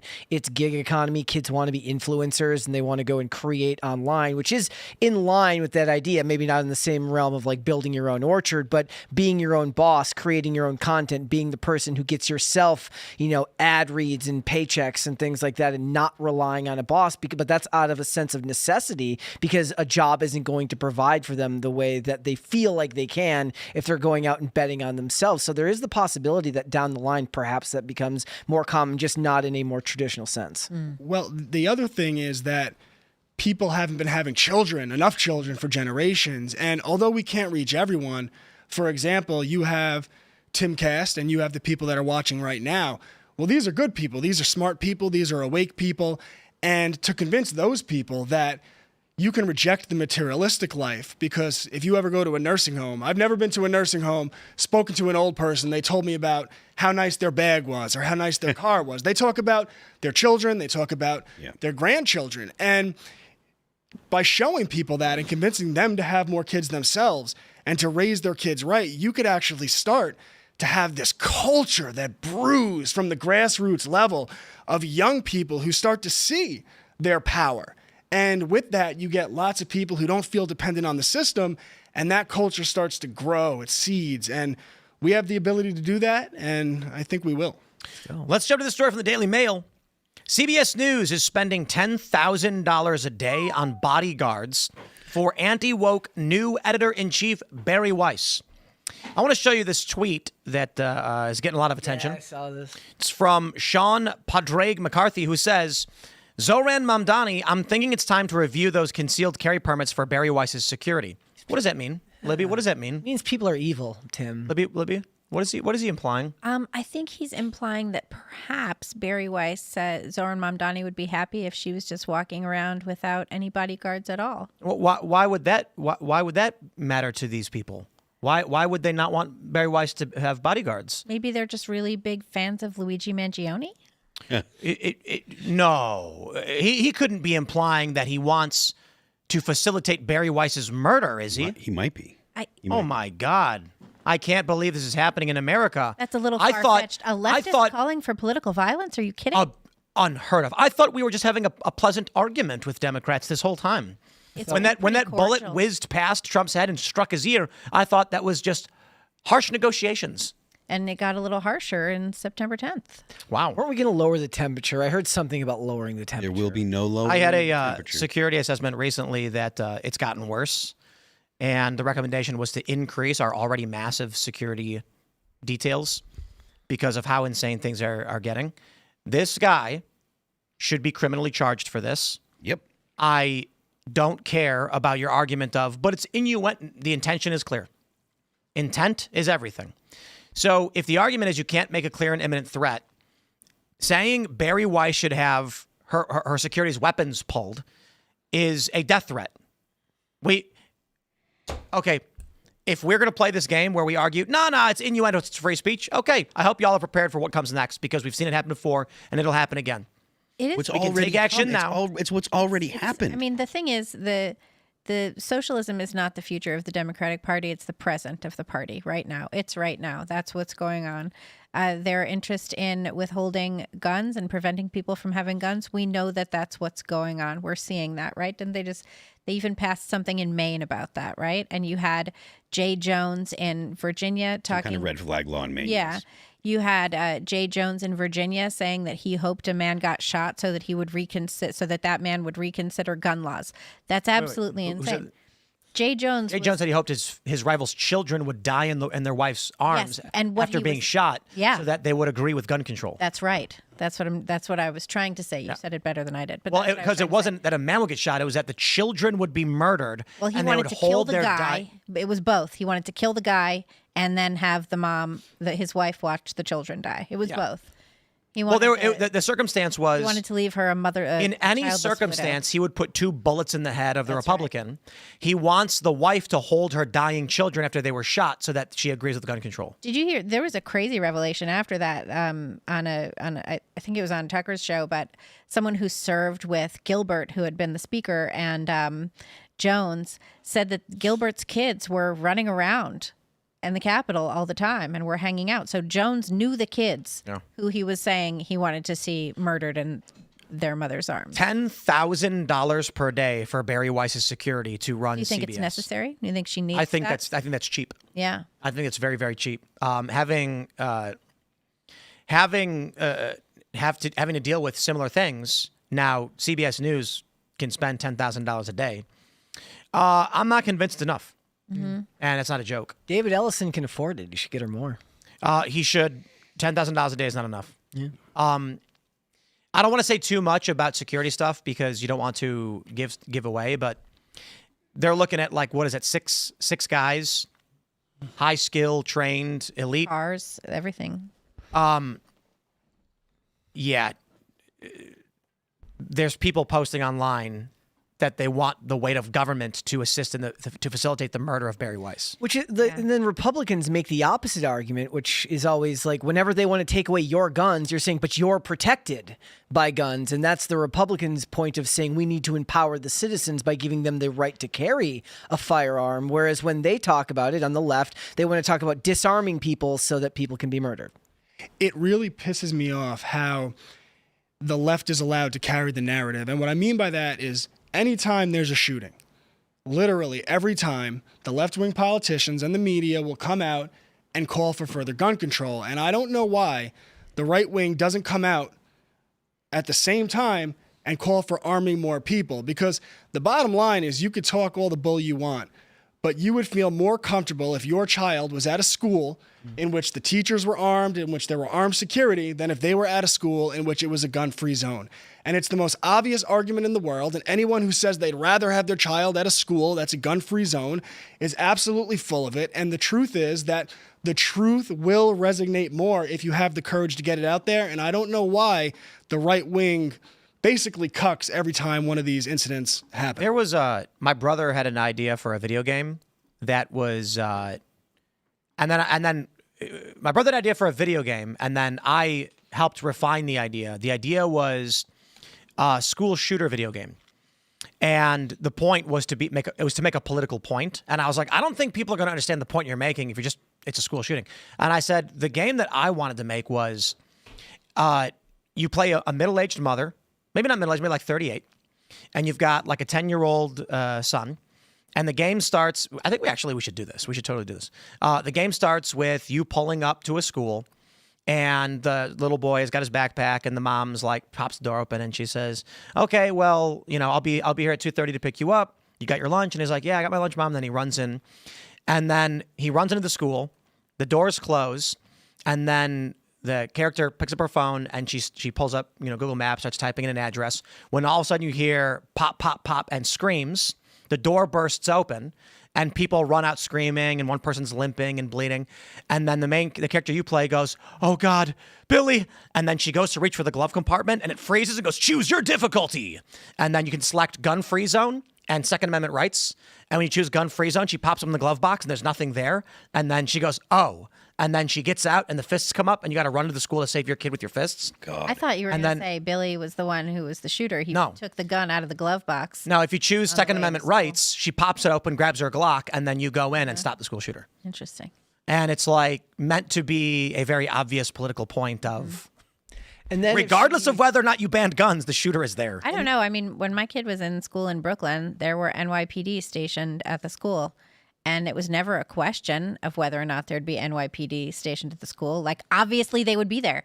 And when I had the opportunity after moving to vote on a ballot measure of whether or not there would be armed cops at the school, I was like, yeah. This is what diversity looks like. Put armed cops at the school. But to your point about Second Amendment, about the rights messaging on guns, I think a big part of it goes back to what you were talking about before, which is self-sufficiency, which is that a lot of people, they would rather imagine a world that's butterflies and rainbows where guns don't exist, rather than the world we actually live in, which is a fundamental difference between the left and the right, which is that the left is idealistic to a fault to the point of utopian beliefs, and the right has to, more often than not, operate within the world that we actually live in and be more pragmatic. I want to say something on this story. I think Barry Weiss may be one of the most important people in the country right now. The reason is when Zohar Mamdani did that Nazi salute after his rally, nobody cares. And regular normies in Virginia who voted for Jay Jones, it's because they don't know that he wants to murder children. They don't pay attention. They're clueless. I know because I talk to these people. We live in this area, and I routinely meet people and have interesting conversations at the old poker table. They don't know this stuff. And it's fascinating when I talk to them. Now, Barry Weiss, as the head of CBS News, likely is going to be covering a lot of these issues. CBS will now have a shift in their culture. She's already fired the race and culture unit. If CBS News, as one of the establishment news sources, actually takes the approach of being critical of the weird woke left stuff, this could actually shift the perception of the normies and be beneficial for the fabric of this country. Now, I'm not saying Barry Weiss's opinions are all perfect. She's got some notoriously bad takes, like that clip from Joe Rogan, also several years ago. But she's a million times better than the establishment media. This is why she has $10,000 a day security, and this is why woke people want her murdered, because she breaks the narrative. They also handled the Trump interview substantially better on 60 Minutes. They did the edited version. They posted that. They posted the full video. They posted the entire transcript, and they made sure all of it was publicized. Well, one of the things that's going on right now, CBS is Paramount Skydance, which is David Ellison, and Larry Ellison has a good relationship with Donald Trump. So one step further is like right now, David Ellison is aggressively looking to buy Warner Brothers, which is CNN. And let's go. And there's already CNN already has a rocky relationship because much like everybody has their boogeyman. In politics, it's Trump. In media and in pop culture, it's becoming increasingly David Zaslav and David Ellison. And what would happen if David Ellison was to be able to make that sale go through? Because the whole point was that he wants to buy it because they have a friendly relationship with the Trump administration. He would be able to theoretically make some type of merger happen with government. The government would approve it more readily than they would perhaps another buyer. And then he has control of CNN too. I don't like that idea, but I don't want more consolidation. If it crushes the woke corporate media apparatus, even if Barry Weiss is a tepid liberal, it is better than what we are getting with the lie machine. So I'll take it. I want to grab one more story that I just saw in the New York Post earlier. Deadbeat Arizona dad Christopher Schultz dies by suicide after leaving 2-year-old daughter to die in hot car while he watched porn. This is a terrifyingly sad story, and he was going to go to prison. The story is this. He admitted to leaving his 2-year-old daughter to die in a sweltering car while he watched porn. He was 38. He was found dead in his Phoenix home just after 5 a.m. Wednesday. Police told the Post the same day he was due to report to prison ahead of his sentencing, where he faced 30 years behind bars. Instead of coming in to take account for what has occurred here, we have been informed and we have confirmed that the father took his own life last night. Confusion apparently ensued after he failed to appear for the hearing where he'd been directed to hand himself over to police. The despicable dad, who had a known habit of leaving his kids in the car, pleaded guilty in October to second-degree murder and was expected to be officially sentenced to between 20 and 30 years this month. His death comes more than a year after his young daughter, Parker, was found dead in the driveway of their Marana home outside Tucson on a scorching July afternoon in 2024. In Tucson? When the temperature soared to 109 degrees Fahrenheit.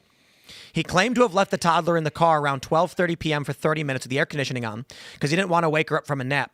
But court records later revealed he left the little girl in the car for over 3 hours. Good God. And even admitted knowing the car would shut off automatically within a half an hour. He was inside watching porn, playing video games, and drinking beer while his daughter roasted to death. His older kids from a previous marriage told investigators he would leave them in the car when they were kids, while his younger daughters, with Parker's mother, Erica, reported their dad regularly left all 3 of them strapped in the car when he went inside. Parker's roasting body was found by her anesthesiologist mother, came home around 4 p.m., with body cam footage from responding police showing Schultz break into panic while insisting he'd left her outside for no more than 30 to 45 minutes. She's very hot right now. We're going to do everything we can, they said. Okay. He got mad, saying, so now I'm being treated like a murderer in the body camera footage. And despite insisting he'd never done anything like this before, his own texts with his wife quickly said otherwise. Quote, I told you to stop leaving them in the car, the mother texted him after the death. How many times have I told you, babe, I'm sorry, babe, our family, how could I do this? I killed our baby. This can't be real. Now, there's a lot I want to say about the story, and the reason why I wanted to get into it is for the most important part of this. Let me start by saying what a horrifyingly tragic story. The guy was clearly neglectful, should not have left his daughter in that car. And for that, he was charged with second-degree murder, pleaded guilty, and was facing 30 years in prison. Well, I don't know how in the meantime, there are people on the East Coast in places like North Carolina who have been arrested for violent crimes, aggravated assault with deadly weapons, who have been released time and time again and are allowed to murder. So I see this story and I am mad at this guy for being a retard and letting his daughter die. And he was going to go to prison for 30 years and he killed himself. Yet these people in major cities like in New York, or the story everyone knows with Irina Zarutska, these recurring violent criminals in major cities are let out, slap on the wrist over and over again. There is something wrong with our justice system. Now, this guy deserved prison, sure. I don't believe he deserved 30 years, even though I think it is insane that he left his daughter in the car while he watched porn and played video games. There are people who deserve more than 30 years who are getting slaps on the wrist. So innocent people die every day because our justice system in these Democrat cities let criminals go. And I don't know how you fix it. I mean, the fact that the justice system is broken is directly related to the actual, like, your DAs and your judges. And so those people need to be, you need to, have DAs get fired or have new DAs elected, and you need to have judges,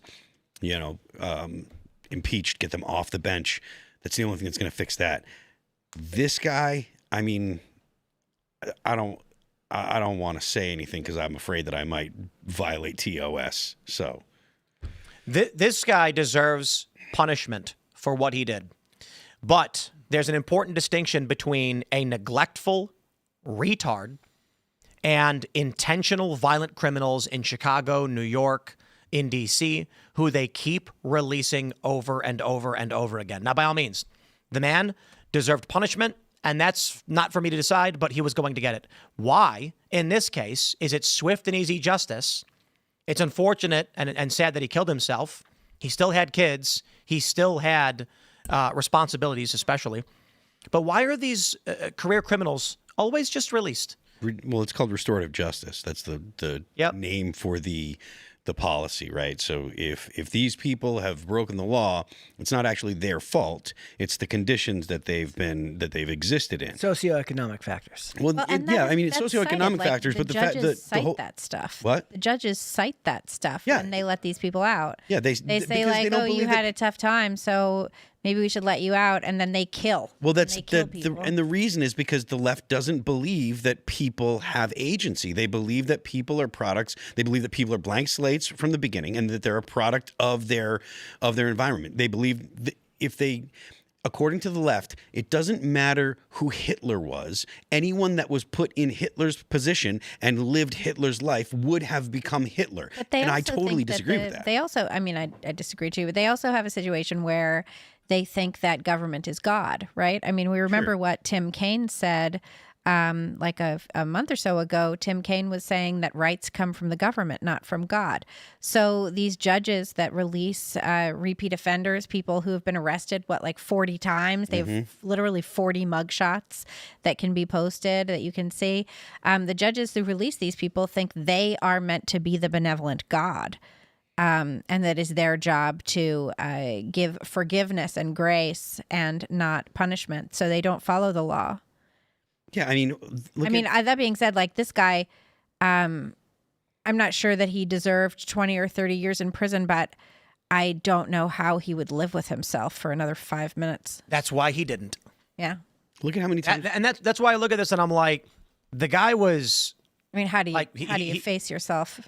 The issue is that he didn't, in my view, he didn't intend to murder his daughter. No, he's just a total clown of a man who was driven by his own desires and very clearly led his family directly into ruin because he was so obsessed with what he wanted to do and so obsessed with what he thought was important to get himself off that he didn't care who he led down the garden path right into hell. And so the question is, what is the purpose of sentencing him to 30 years? Oh, I don't know. Is he going to kill again? He might leave other kids in the car. He left them all in the car plenty of times, it turns out. So the answer is there should be some penalty because he shouldn't killed be a left 2-year-old. alone with the kids. He should have restriction to these other kids or something to that effect. And I think prison is appropriate. My problem is, by all means, if you think 30 is appropriate, you're allowed to. My problem is this guy, his risk of killing again based on these circumstances is relatively low. Yeah. And they can easily throw him away. All these other guys in all these other cities, it's like the likelihood. What was the story recently where the guy said it was the woman who killed that kid? She stabbed the 3-year-old. She said, "If you let me out, I'll kill." And they're like, "Okay, free to go." And then she went and murdered a child. Yes, and then she laughed in court. She was like cool with it. Isn't there something too? It's like the majority of crimes are committed by the same handful of offenders. Well, yeah. I mean, we talk about this when it comes to the cleaning up streets. Like the police in a city, they know the people that are going to be a problem. They know the offenders that keep repeating.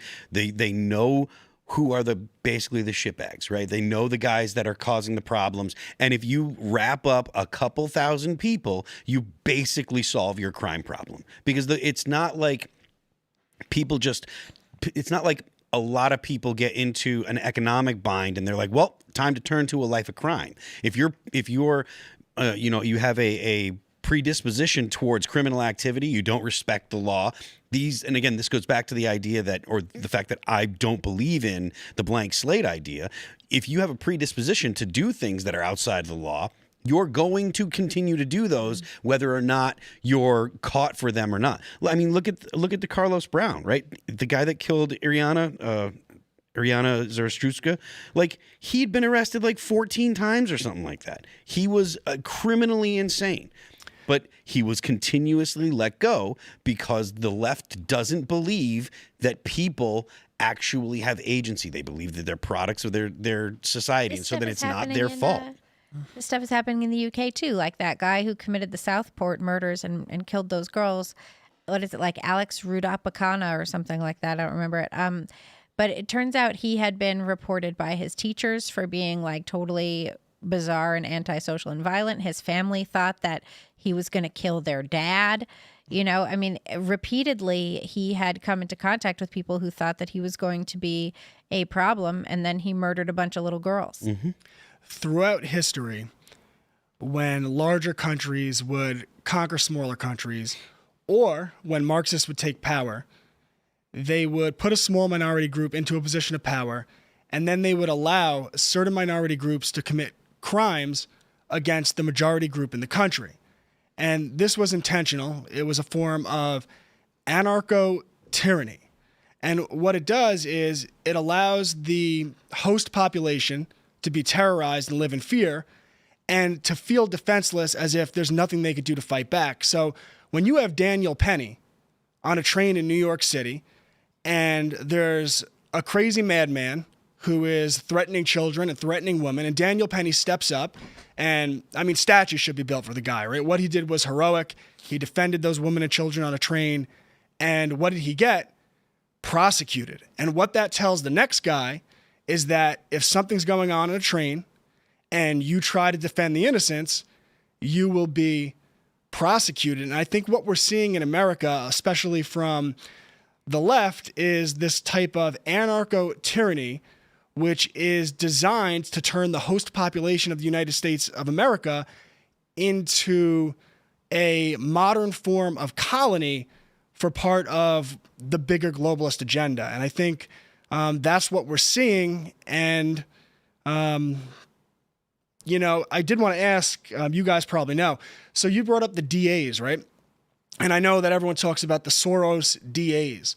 Is there a grassroots right-wing effort, or PAC, that is currently in place that is trying to get right-wing DAs in power? There probably is, but they're not significant. I'm sure there is. There are many of them, but nothing significant. Turning Point Action does a good job of trying they do that? do grassroots stuff. Yeah. That's probably why they killed Charlie Kirk. Why? Because he was like Turning Point Action was doing all of these things. Turning Point Action was doing a really good job. Yeah. And I think they still are. They were very active in Arizona. They were very active in New Jersey doing chase the ballot, chase the vote things there. They did a lot of rallies for Chitterelli. I think Tyler Bauer is doing a really good job with that. Let's go to your chats and Rumble Rants. Smash the like button, share the show, but also click the link in the description below and pick up your tickets to the Culture War Podcast Live this Saturday. Oh boy, is that really only in 3 days? Doors open at 2 p.m., 3 p.m. Oh boy, we got some big announcements. We've got Alex Stein, Myron Gaines, Brian Shapiro, Jessica Misitano, and Farah Khalidi, a feminist OnlyFans model, who will be on stage debating modern dating. So this naturally will get pretty spicy. I think we're just a little bit more than half sold on the tickets, so there's still plenty of room for you guys, and we'd love to see you there. I think the last, all the events we did previously sold out, so we assume that today in the last few days. The tickets are going to get bought out. So if you do want to come, get your tickets now. Link in the description below, or go to dccomedyloft.com. Check it out. Here's how it works. You can pre-submit your view on the matter. Dating in the modern era, feminism, masculinity, whatever. We will then draw your talking points, and we will draw you. You can come to the stage. You can come to the microphone. You get 1 minute to make your case. And if you make an interesting argument, you will be invited up to join the debate live. Culture War. It's going to be a lot of fun. We hope to see you there. And I'm sure it will get very interesting with an OnlyFans model and Myron Gaines at the same time. It's going to be particularly interesting. Don't forget to smash the like button, share the show, all that good stuff. Let's see what you guys have to say on this, the wonderful Timcast IRL. Phalanx says, simple solution to the filibuster argument. The day before the GOP loses the Senate, they reestablish the filibuster and make it harder to change the rule in the future. Once they get a simple majority, they can just change it. Look, when they're like, but Tim, if the Republicans get rid of the filibuster, Democrats will do it too. Yes, Democrats will do it either way. It's pointless. We are there. Figure out what time it is. All right. I identify as tax exempt says we can't privatize flight control. This is silly. We can't. All right. Jacob Pauley says, breaking news from Maine. Jared Golden is retiring from all politics and is not running for any office. He cited rising death threats against him and dangerous polarization. He wants to be with family. Who's that? Do we know who that is? No. Yep. Battleground Representative Jared Golden will not seek re-election. I got some secret information. I can't say too much right now, but I've been having some conversations with folks. That is folks with an X, because I decided it. There are prominent people that are gearing up to retire in the space because of the violence. So I've talked about, I don't know how long we can do this. And the reason is, guys, Barry Weiss has $10,000 a day security. Okay. That's really hard to do. And not something that we can actually afford. And so we live, we're in West Virginia, as everyone knows. Tucker Carlson, I believe, is in Maine. He moved out to the middle of nowhere.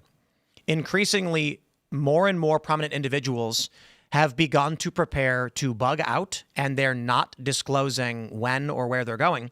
I've just started hearing rumors about this. Some of the most prominent individuals you may watch on a daily basis are gearing up to start isolating, much like Tucker did, because among all of these people, as much as it's fair to say many of them are pointing this out, I don't think people understand how seriously prominent conservative personalities are taking this.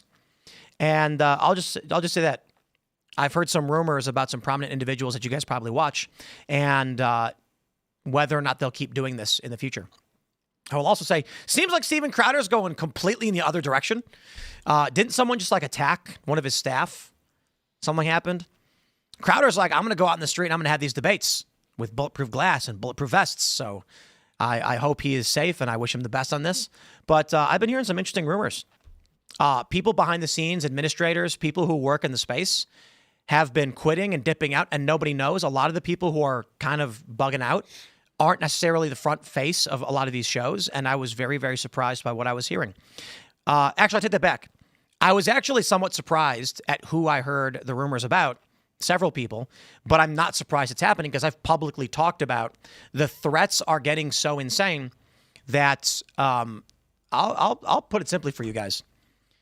Prominent conservative has children and cares more about his family and kids than the amount of money they make doing a show, and they've got more than enough to live off of for the time being, and they want to reduce their footprint in the space as death threats escalate. I'll just stress, we literally have a post from a guy who's calling for the murder of Barry Weiss. It's like we are at that point where Jay Jones is AG, and the conversations that are happening now. I'll just give you full disclosure. Jay Jones wins, and immediately the security assessment is this is a very serious cause for alarm and threat, and it's time to start increasing your security spend. And I'm like, okay, who are we firing and what are we shutting down? And that's the reality of the cost it's going to take to keep going on like this. So I don't know, man. I'm not surprised to see let me see if I can get a little more detail on this one with this. You know what we'll do? We'll bring this up in the members only portion of the show so we can get a little bit more details. But let me see if I can pull up this story. It's giving me the business. All right, let's see what we got. Democrat is retiring, and it's opening up a seat that the Democrats flipped from Trump. And, yep. Okay, what he said, I dislike blah, blah, blah. I've grown tired of the increasing incivility and plain nastiness that are now common, et cetera, et cetera. We'll get into it, but we'll read some more Super Chats for now. All right. Han says, Charlie was right. He's mentioned many times that youth are doing worse than their parents. Trump's focus on external issues is why Republicans lost last night. It's a big reason, but there's not enough young people to Gen Z is now massively voting age. I think almost all of Gen Z are voting age now. They're not the biggest demographic. I think everyone's talking about, but literally everybody's talking about 18 to 29-year-old white women. 18 to 29-year-old women in New York who voted for Mamdani at 84%.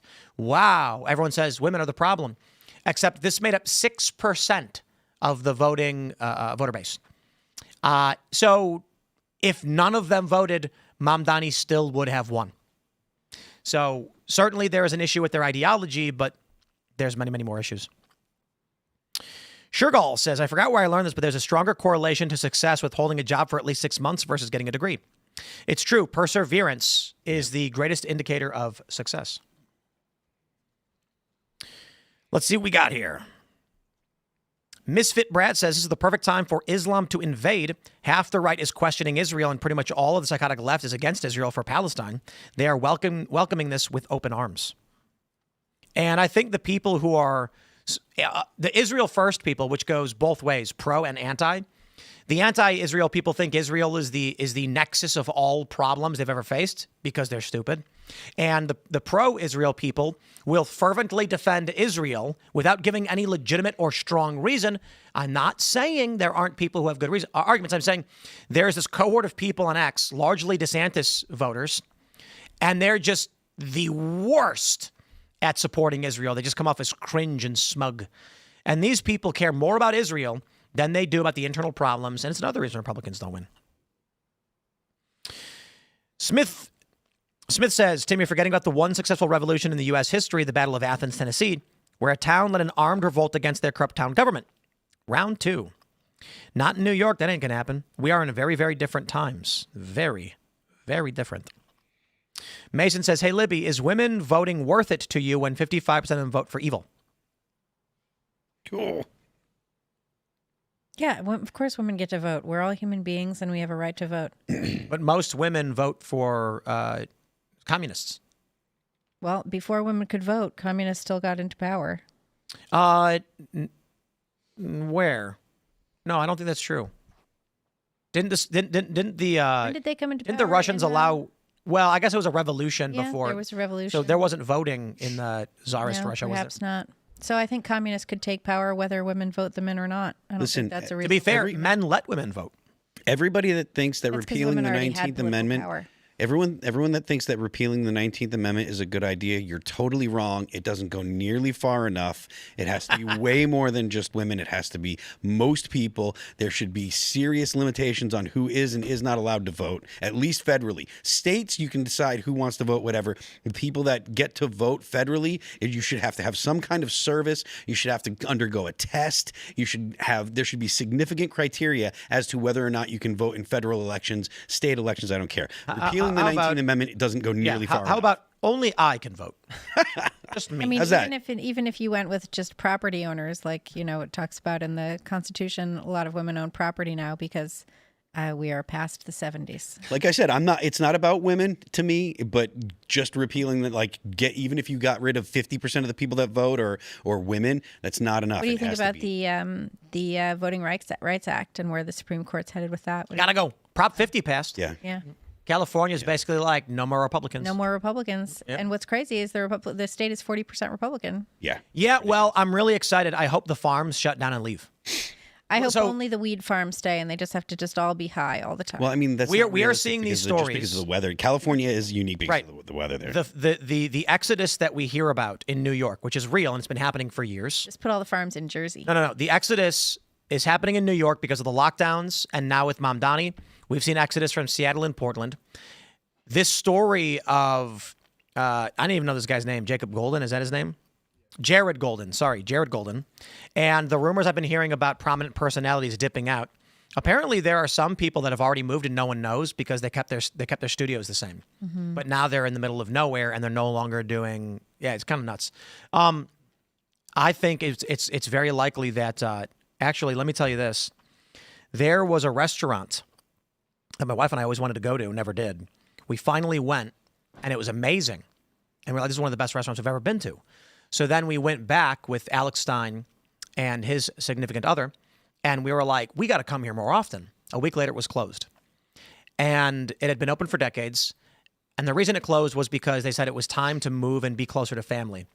And it's really interesting that I keep hearing this from a lot of different people that what I think is happening is economic turmoil combined with political conflict, and people are saying, I just want to be by my family. And so they're basically saying, I'm done with all this.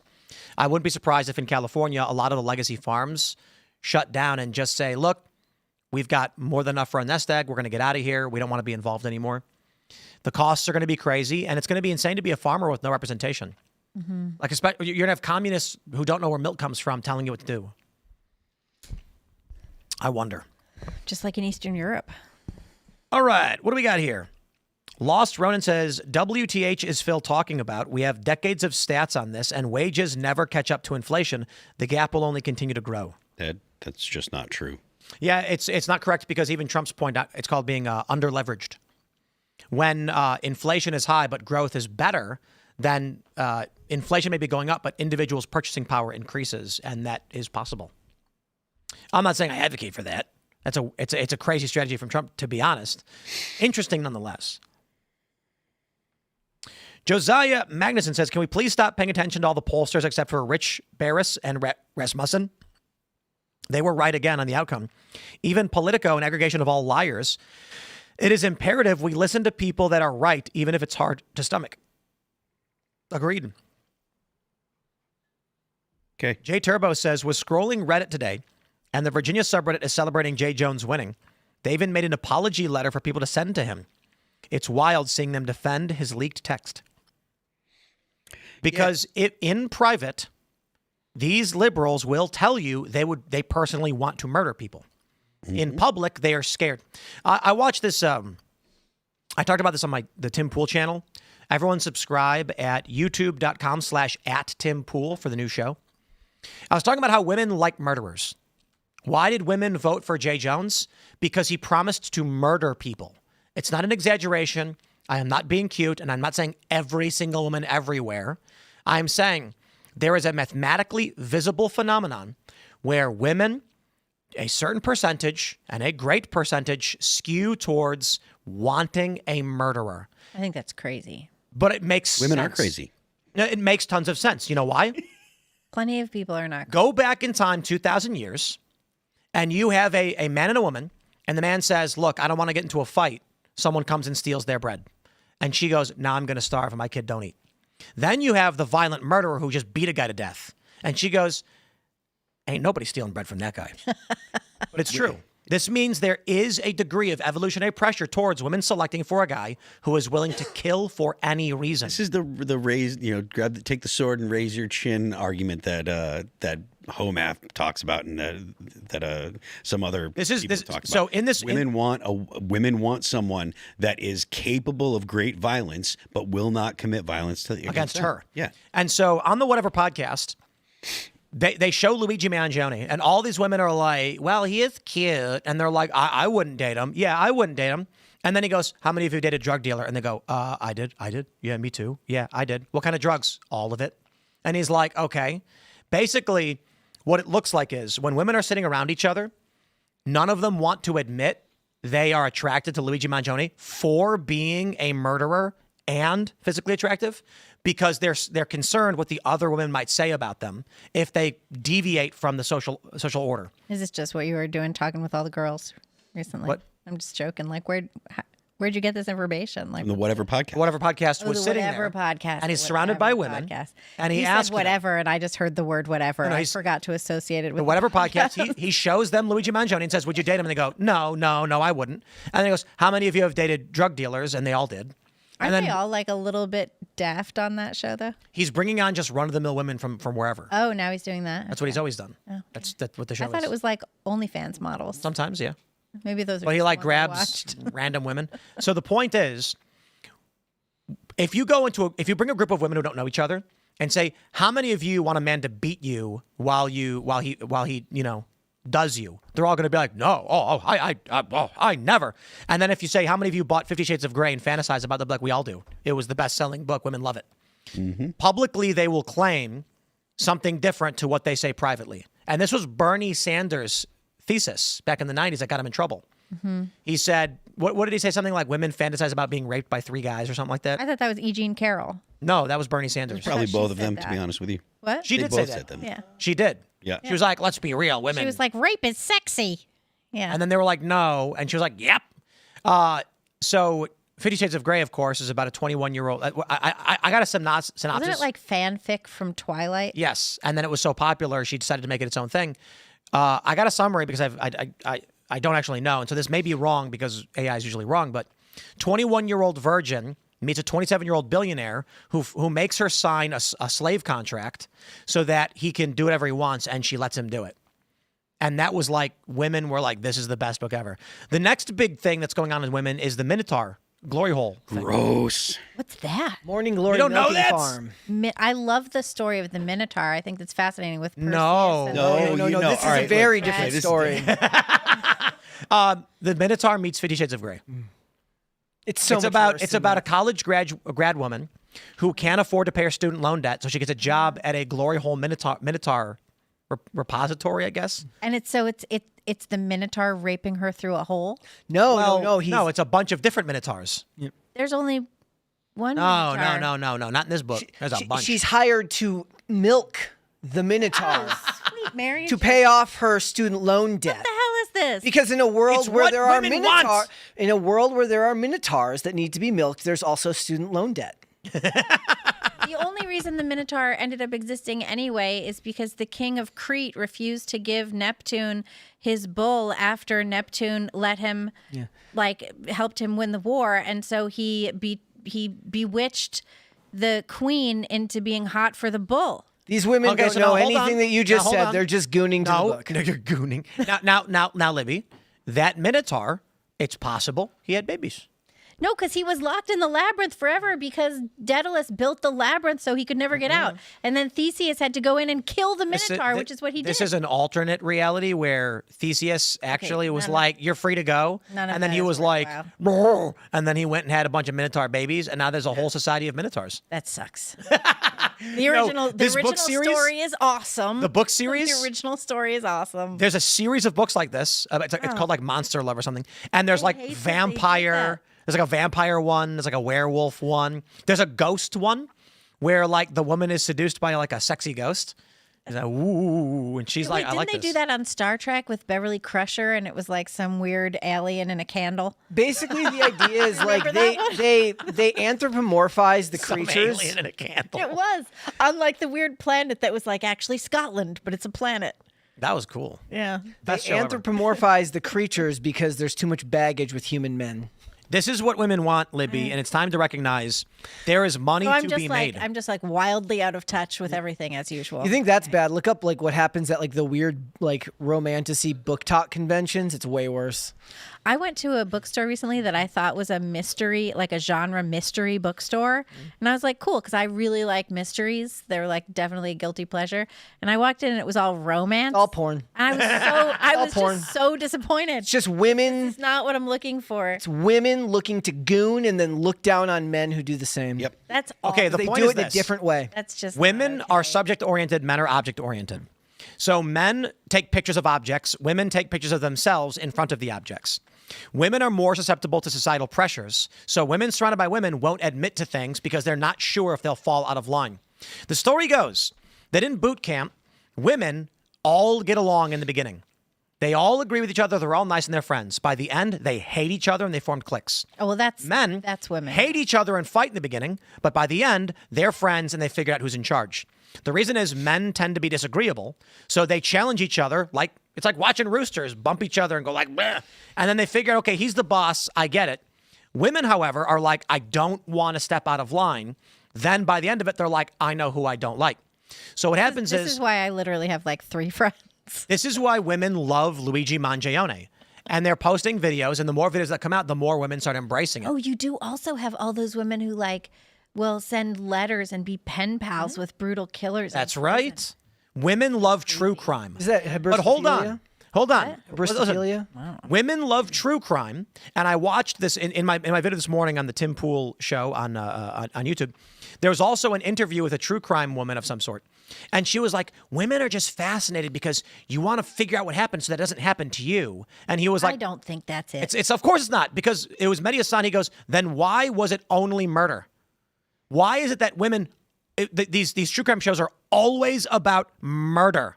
Yeah, they're awful. No woman is like, ooh, true crime, like Ponzi scheme. Oh, wow. Doesn't happen. Now I listen to those ones, the like Ponzi scheme ones. Yeah. I'll listen to the ones that are like, this is how this business went under when somebody embezzled a lot of money. I Sure. like those kind. It's just But not most- as good to I don't watch like the one the about murder kind. true Women- crime. I fell victim to a Nigerian prince scam. I'll tell you this, guys. If you want to make $1 billion, I'll tell you what to do right now. I'm going to make you all rich. You want to be rich. Okay. You want to make a book about a sexy serial killer. And he's a serial killer who's sexy, but not to the main character. He's not a serial killer to the main character. Yeah, that's Dexter and You. These are all And shows so, on TV. and so you make a sexy picture of a guy, and then you can even AI generate this, but you write a short, maybe only need 100 pages, where he talks about how he has an urge to kill, but not you. You've changed him. All the time he's encountered these other dangerous men, he's killed them. Oh, and it turns out those other guys, they're sexist. He's a serial killer, but it turns out only sexist guys were being killed. And then he says, with you, I don't have the urge to kill, but will for you. Only you. Isn't this And Dexter? then, Like, not really. He was just like, he had an urge to kill, so he killed killers. My story, what you do is But he ended you up with put a it on Amazon, self-publish, and then you make an advertisement for it called The Sexy Serial Killer with a sexy cover. And then you figure out what your price point is. How much does it cost in advertisements to sell one book? Usually it costs around $5. And then what you do is you sell the book for $6. Automates itself. And then you have the next book. Smash the like button. Share the show with everyone you know. We're going to that uncensored portion of the show. So head over to rumble.com/TimcastIRL. Join the Discord server at timcast.com. Click join us. Community is our strength. And got big news. The coffee shop it looks like it's half done. So we got some estimates that it may be open soon. No joke. It's actually, there's chairs in there. There's a counter. The equipment is all there. And this grand opening bash, when it does open, is going to be crazy. wait, at that same space? Anyway, become a member at timcast.com. And it's going to be amazing because it's going to be fun. Join our Discord server. You can follow me on X and Instagram at Timcast. Sir, would you like to shout anything out? ClassicalLearner.com if you're looking for me. That's Classical Learner on pretty much everything. Instagram, and like I said, ClassicalLearner.com. Right on. You can find me on Twitter at Libby Emmons, and you can find the work that we're doing at thepostmillennial.com and humanevents.com. Guys, if you want to follow me, I'm on Instagram and X at Brett Dasovic on both of those platforms. You should check out Pop Culture Crisis. We are live Monday through Friday, 3 p.m. Eastern Standard Time. See you there, guys. I am Phil That Remains on Twix. The band is All That Remains. You can check us out on YouTube, Apple Music, Amazon Music, Pandora, Spotify, and Deezer. Don't forget the left lane is for crime. We will see you all at rumble.com/TimcastIRL. Thanks for hanging out.